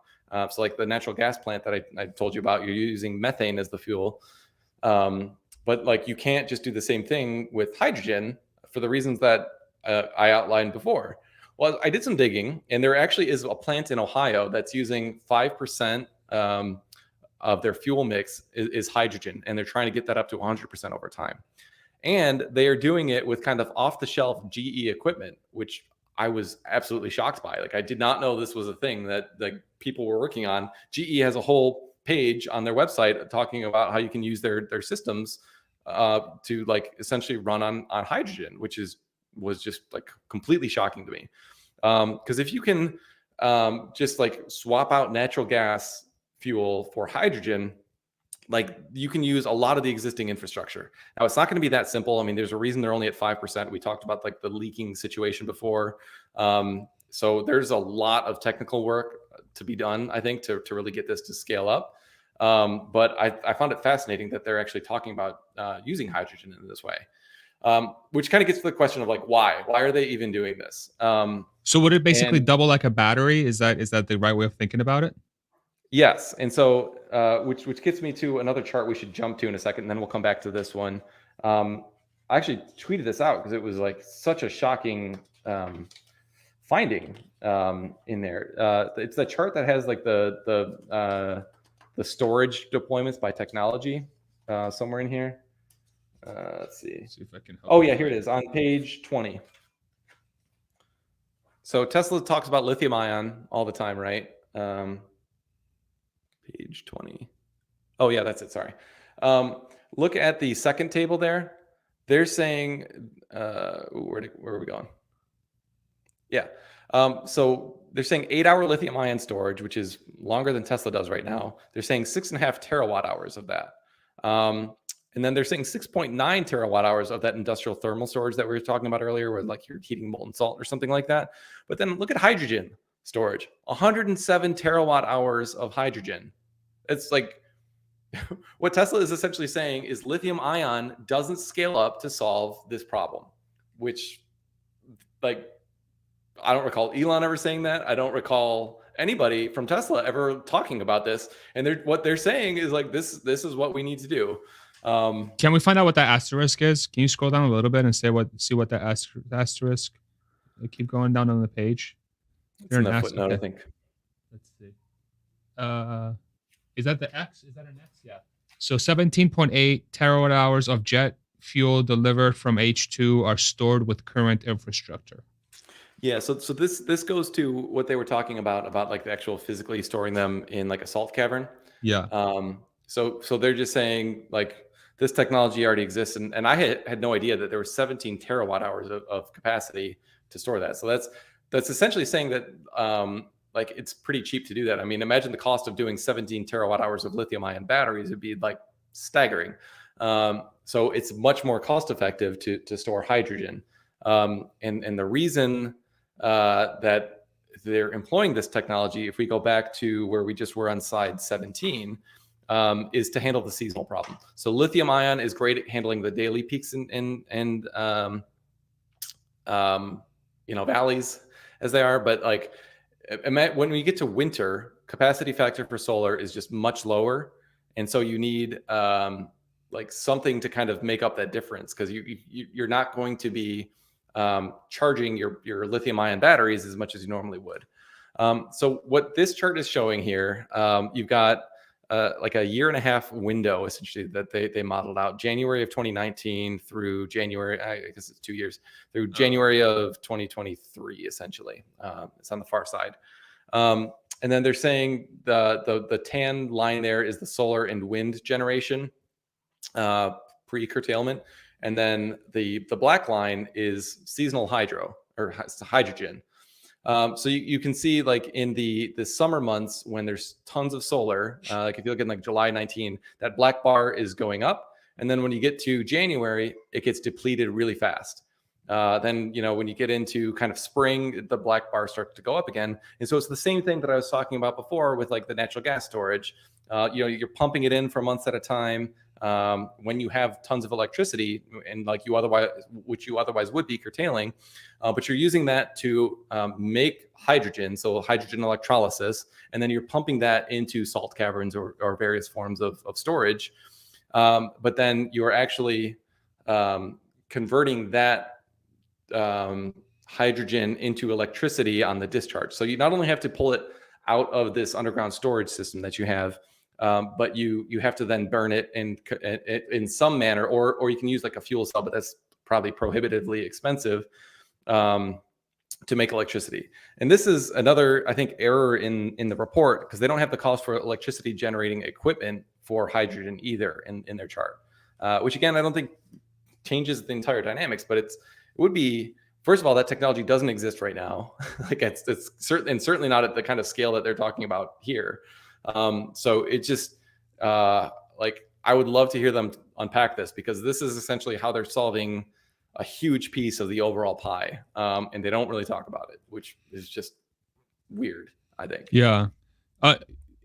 Is it possible that maybe is a typo, or do you really think that does the math sort of like pans out to the fact? Yeah. No, it does pan. So it's not a typo. I mean, like you saw it on that table is 107 terawatt hours or something like that, and it's if you go back even to the page we just were on 16 to look at the chart, you can actually see this. So you've got the hydrogen storage discharging to kind of meet that need, and so like look, if you kind of compare the scale of the daily lithium ion discharge in gray there, the daily lithium ion discharge is like 2 to like if you look at that first day, maybe 5 times the size of the daily hydrogen discharge, but the hydrogen can go months at a time supplying that much, and the lithium ion needs to be recharged the next day.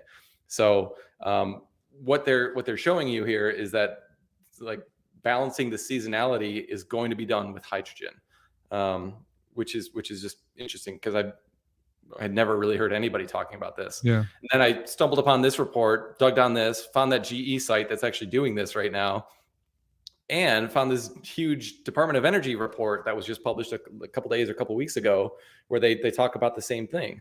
But it kind of makes sense, especially if you put the whole system together, where you've got a huge amount of like curtailed solar and wind.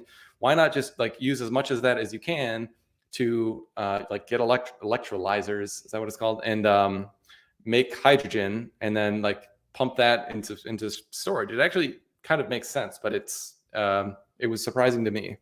Yeah. Can we go back down to that chart where we're looking at with 100 terawatt hours of lithium page 20. Or hydrogen? Yeah, hydrogen storage. Scroll down for me. So what this is saying is the lithium ion storage.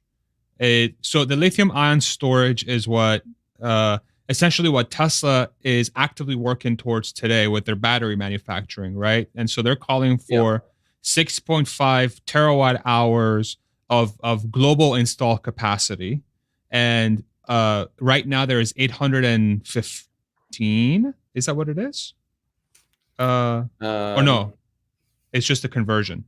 What is the install capacity megawatt hours? I guess that's got to be today. Yeah, because it's gigawatts, so that's a lot smaller than. Has to be today, right? I don't think there is that much though, and that's got to be global. Yeah. So they're basically calling for a 10xing, almost a 9xing, 8 to 9xing of the current lithium ion storage globally. And Yeah. Tesla, that on their own, they're producing about 100 gigawatt hours per year across vehicles and energy storage, and it's mostly going to vehicles. Okay, so I'm just trying to conceptually like understand just how many more, if this is correct.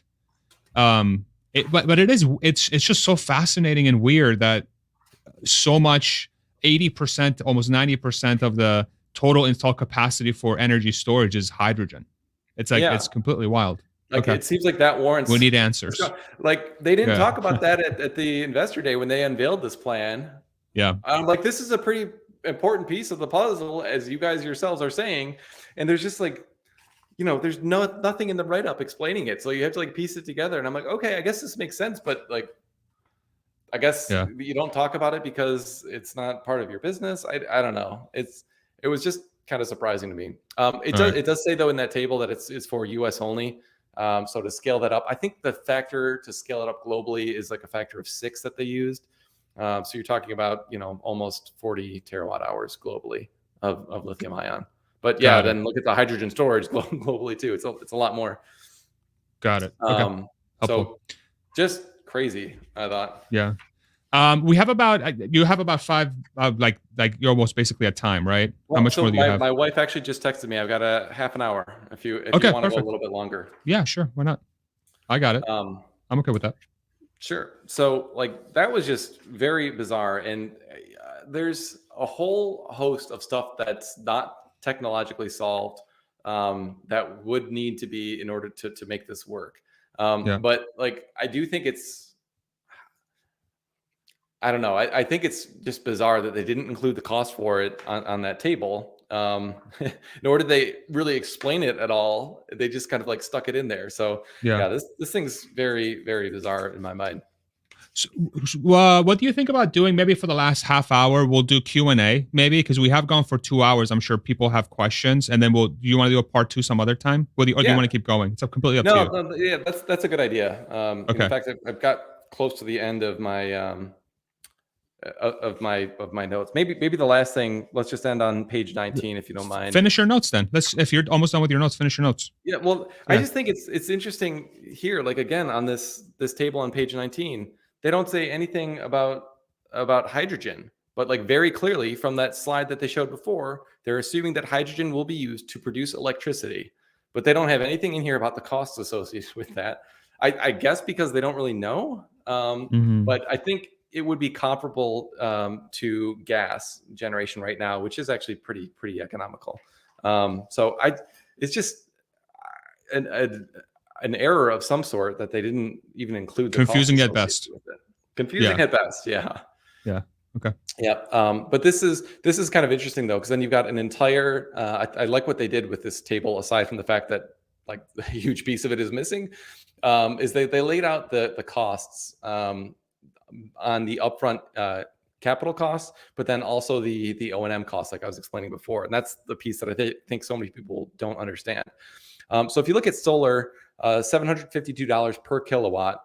Compare that to like wind is $855. Offshore is way more expensive than that. Hydro or like nuclear is $10,000 per kilowatt. That's why there's no new build nuclear. Well, actually, there is new build nuclear, but it's like $10 billion over budget or something absurd like that in Georgia. But then also look at the O&M costs. So like a lot of people are talking about fusion, for example, is like that's going to be a huge breakthrough that'll allow abundant energy. Look at the O&M costs, $127 per kilowatt year. That's crazy. Compare that to solar, basically $16 per kilowatt per year.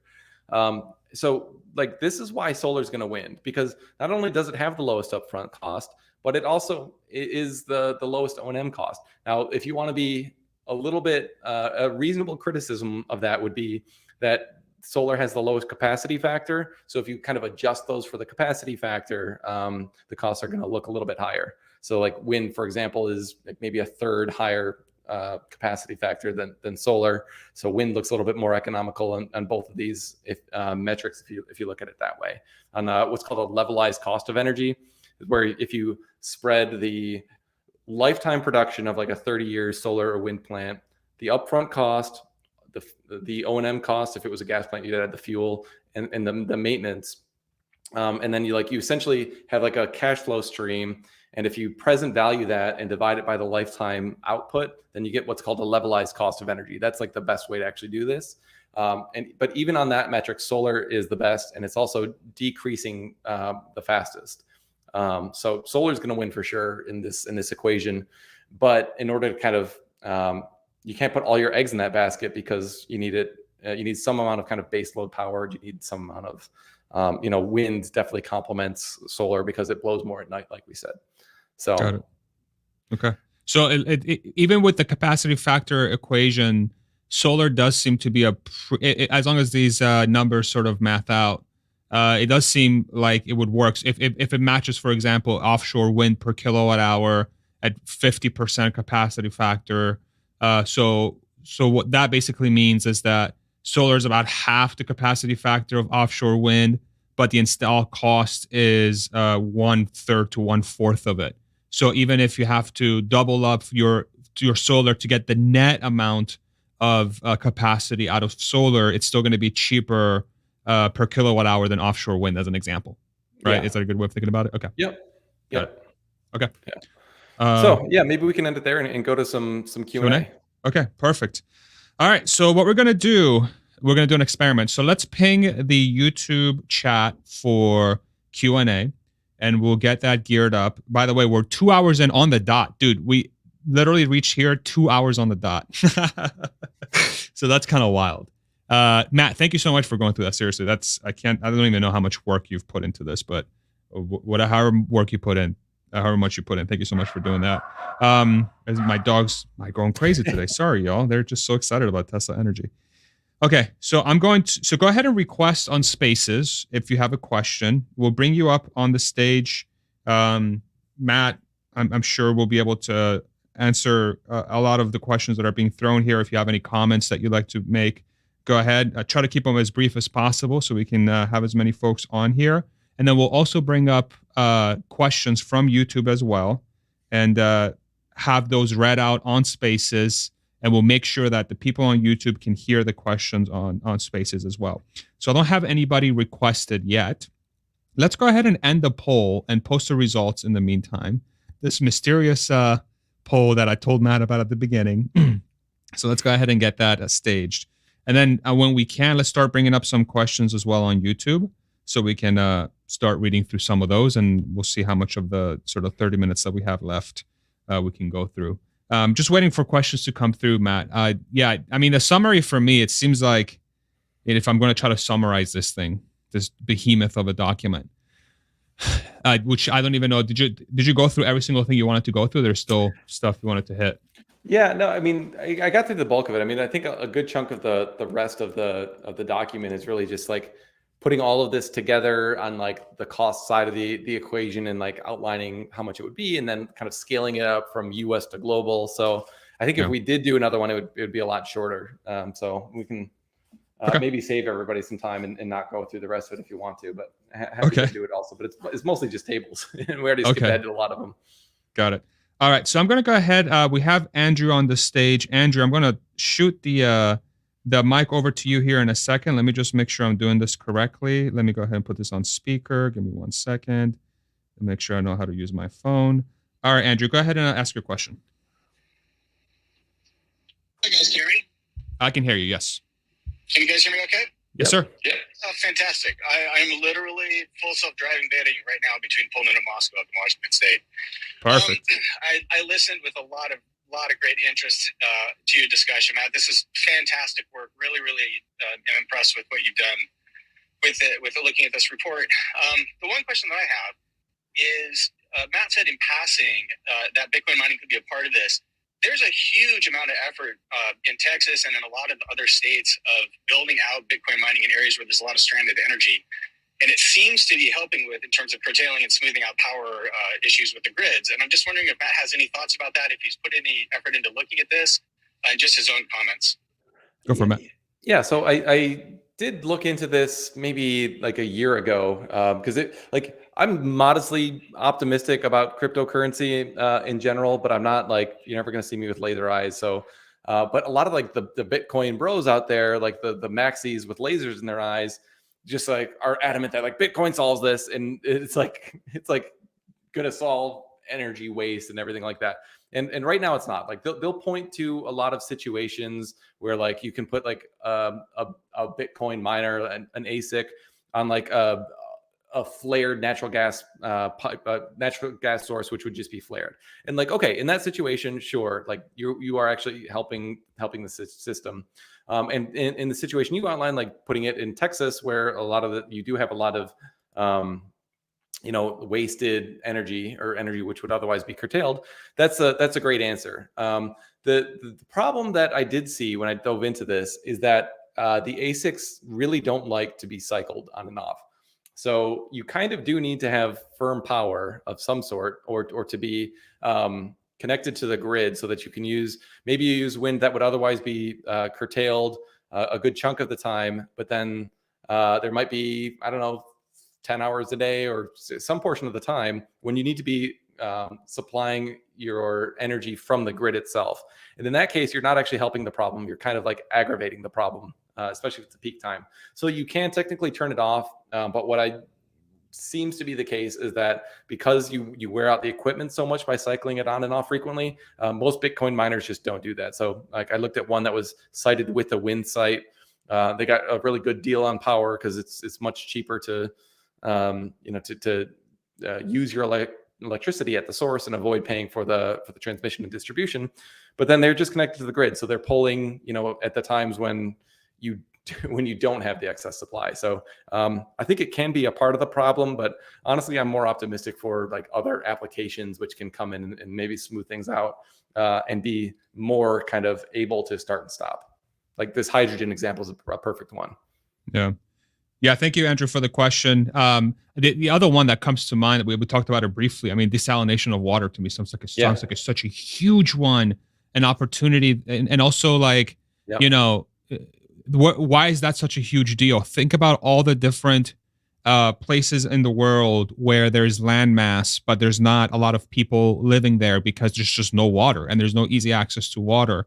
In a world where you have the cost of electricity is near zero, and the curtailment of energy could allow you to, say, build up a storage of desalinated water, and you build that infrastructure to bring this water out to these sort of remote places. There could be absolutely gorgeous oases, but there's not enough water affordable water to maintain an actual civilization of millions of people. As soon as you have this, like, why wouldn't you be able to do that? I feel like that gets solved, and then you build an entire economy in those areas. I don't know. Yeah, no, it makes a ton of sense. I mean, you need a lot of scale to do it, but I think it's like the future. I mean, imagine this future where like we're curtailing 34% of our electricity.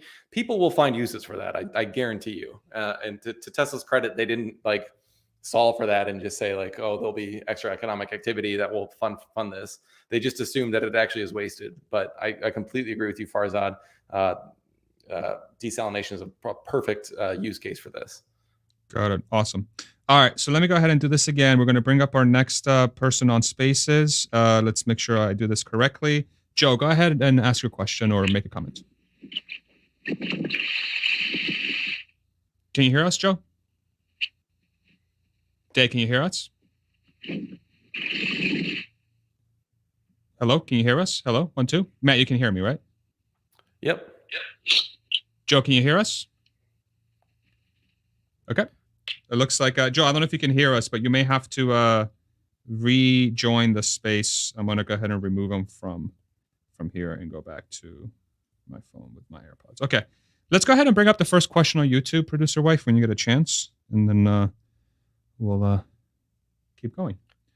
All right. So from Stephen Taylor on YouTube. Question. For shipping over water, could we just eliminate that and use boring tunnels just for shipping containers? Those are some long tunnels. How do you think about that? Very long tunnels. Yeah. I mean, probably technically possible, but I mean, you want to go from LA to Shanghai with a big tunnel, and I don't know how deep the ocean bed goes, but I don't know. What happens if your car breaks down in the middle of the tunnel? I don't know.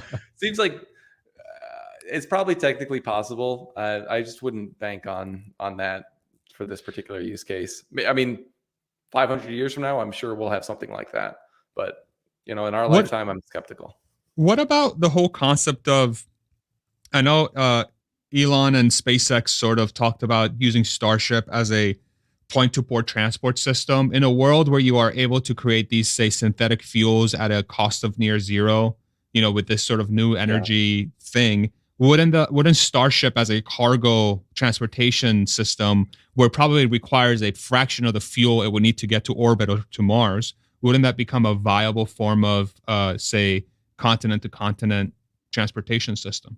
I mean, I would have to sit down and do the math, but well, just thinking of what Elon has said about this, he said that it would be like the cost would be comparable to like like an intercontinental flight, I think he said. So think of like 150-pound or 200-pound person paying $2,000 or something like that.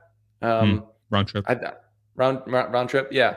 So if you're trying to transport, I don't know, something like a lot of, I don't know, whatever it is, like steel or whatever, import export thing. I just imagine at that price per pound ratio, there's not a lot of things that probably would be economical. But that's a current cost though, right?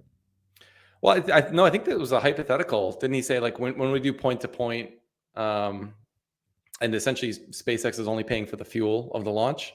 But I'm talking about the cost of making that fuel under this.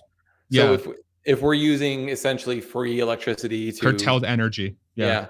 And then, I mean, part of the problem is like you've got to capture the carbon. And so that adds a cost. That's one of the most expensive things in the document. So, I mean, I could see a scenario or like a case to be made where you could have that being economical. But I don't know, like, do we want to be having like thousands of starships like taking off and like going around all over? Like that would just be crazy. It'd be a lot.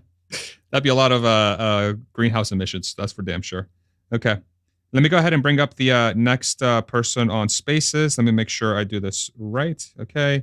So we're going to go. Couple good comments in there too, by the way, while you bring up the next person. The Starship is too small and the pressure and heat would be a huge problem. I think that's a really good point. I mean, if you're pulling like 3Gs or 4Gs, you damage a lot of stuff that you're transporting. So that's definitely a consideration. Got it. Okay. Florian, go ahead and unmute and go ahead and ask your question or make a comment. Hi guys. Hi Matt. How are you doing? Hey, shout out to Florian. Florian's the founder of Mr. Green, for those who don't know. Nice. Thank you very much for your very impressive and passionate talk. My question is, can you explain something about the plans of Tesla about their 30 monthly subscription for unlimited overnight home charging? How are they able to get that done for $30 a month? Yeah, so it's unlimited home charging. It's only available in Texas, I believe, and I'm not even sure if it's available everywhere in Texas. Farzad, do you know the answer to that? I think it's just Texas. But is it everywhere within Texas, or is it only like select locations within I think Texas? It's the whole state, if I remember correctly. I might be wrong, but yeah. So I think that the way that they're able to do that is that like Texas, as we kind of already talked about, has a massive amount of solar and of wind in particular. So like the differentials between like peak and on-peak in Texas and in ERCOT, which is the grid operator in Texas, are like massive. A lot of people don't realize Texas is like by far like by probably 10 times like there's more solar in Texas than in like California or anywhere else, any other state, like completely leading the way, which I think confuses a lot of people who just assume that like red states are anti-renewable development or something like that. It's just not the case. So like there is a huge amount of wind in particular in Texas that results in low or negative wholesale power prices on a somewhat regular basis during the overnight hours when demand is lower.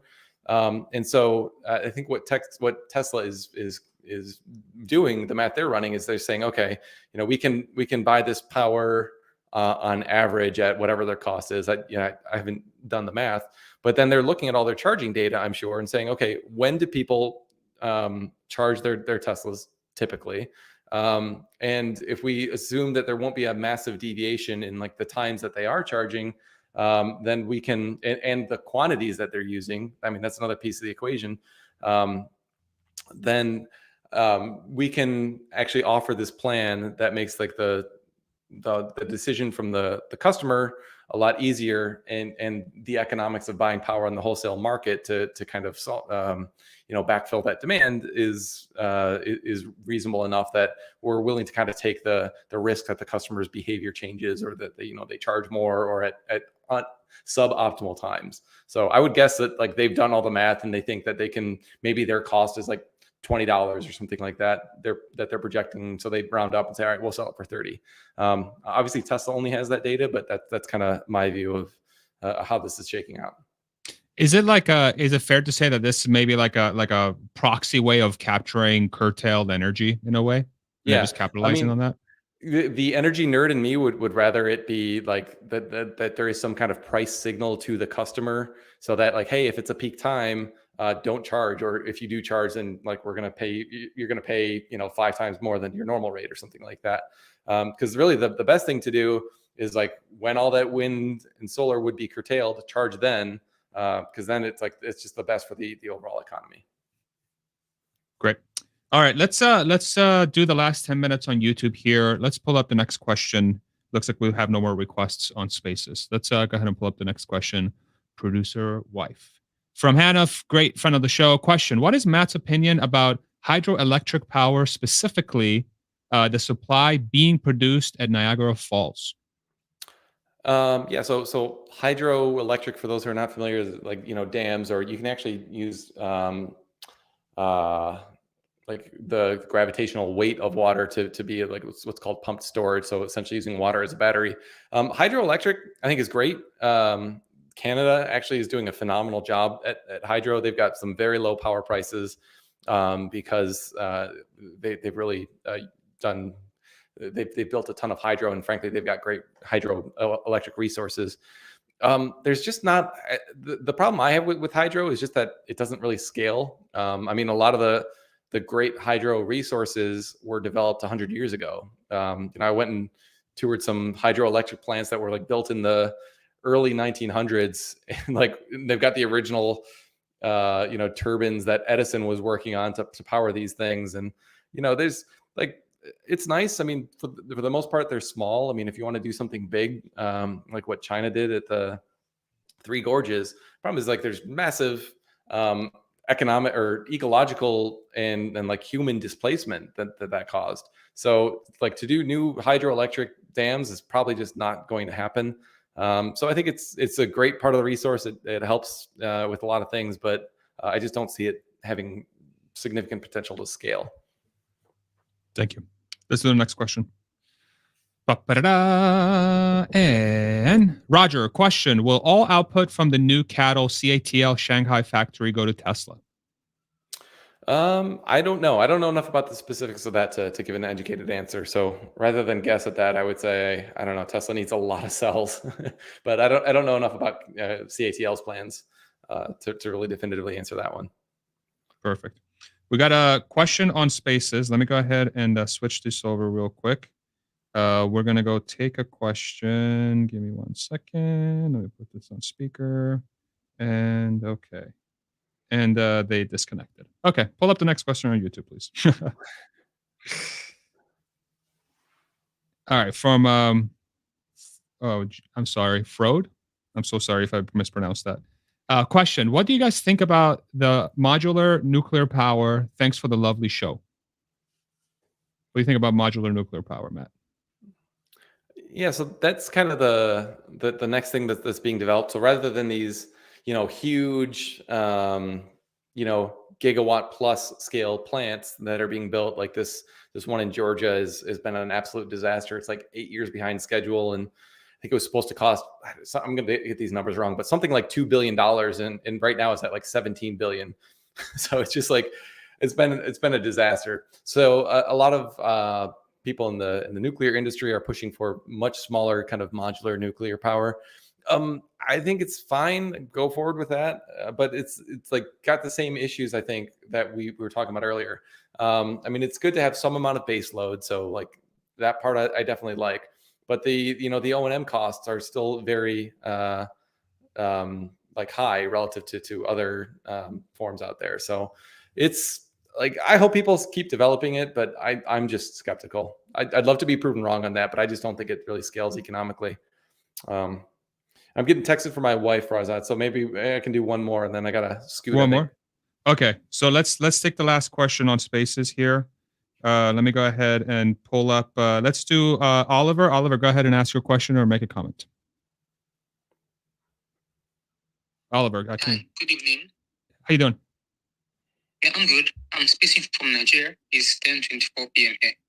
So, is there any other car that will be more faster than the Tesla Plaid? I guess the Lucid Air is more faster this time around, or is there any other one that's coming out aside from the Tesla Plaid, which is the fastest right now? Thank you. Sure. I believe right now the fastest electric car 0 to 60, I think, is the Plaid, if I remember correctly. I know Lucid, it might be a couple tenths of a second slower to 60. I mean, they're both hella fast cars, and I think the Lucid may have a higher top speed right now before sort of Tesla removes the max speed limit on the Plaid. I believe. I can't remember if that's correct or not. Matt, do you know for sure? No, I think it's the Plaid, but yeah, I don't know. Okay. Yeah. Sorry, Oliver. But I do think it's the Plaid. But the Lucid's super fast too. They're both. If you're going to buy one of those two, you're going to go really fast regardless. So, all right, Matt, thank you so much, dude. 2.5 hours almost of incredible information. Thank you so much for taking the time. We're very lucky that you just happen to be very nerdy about this stuff, and you get to put all that wisdom in our brains. Any last words before we wrap the sucker up? No, it was. I hope it was helpful. Hope we didn't lose too many because it's there's a lot of detail and depth. But I think it's. I've seen a lot of comments on Twitter of just like I don't understand what this plan is, and it's like really not written for the general public. So glad I was able to hopefully share a little bit of insight in what it actually means in kind of more layman's terms. Yeah. And maybe what we could do, if there's time for a follow-up in the future, maybe we can collect some feedback, some additional questions, and then maybe we'll answer those either on Twitter or on here as well. But we can figure that stuff out. All right. Thank you all so much. I know you got to go, Matt. Thank you very much. Thank you, everybody in the comment section for keeping the awesome discussion going. Thank you, everybody on Spaces, for joining us today. Thank you to all the mods for keeping it awesome and just very fruitful in the comment section. Thank you so much, producer wife, as always, for doing an incredible job producing the job on YouTube, the work on YouTube. And then lastly, Matt, seriously, man, you are a freaking godsend. Thank you so much. You're awesome. Seriously. I'll never hear you say that again. No, never. Just take that with you to the bank because you'll never hear it from me. All right, everybody. We'll see you on the next one. Thank you guys very much. Thank you, Matt. Take it easy, everybody. Bye-bye.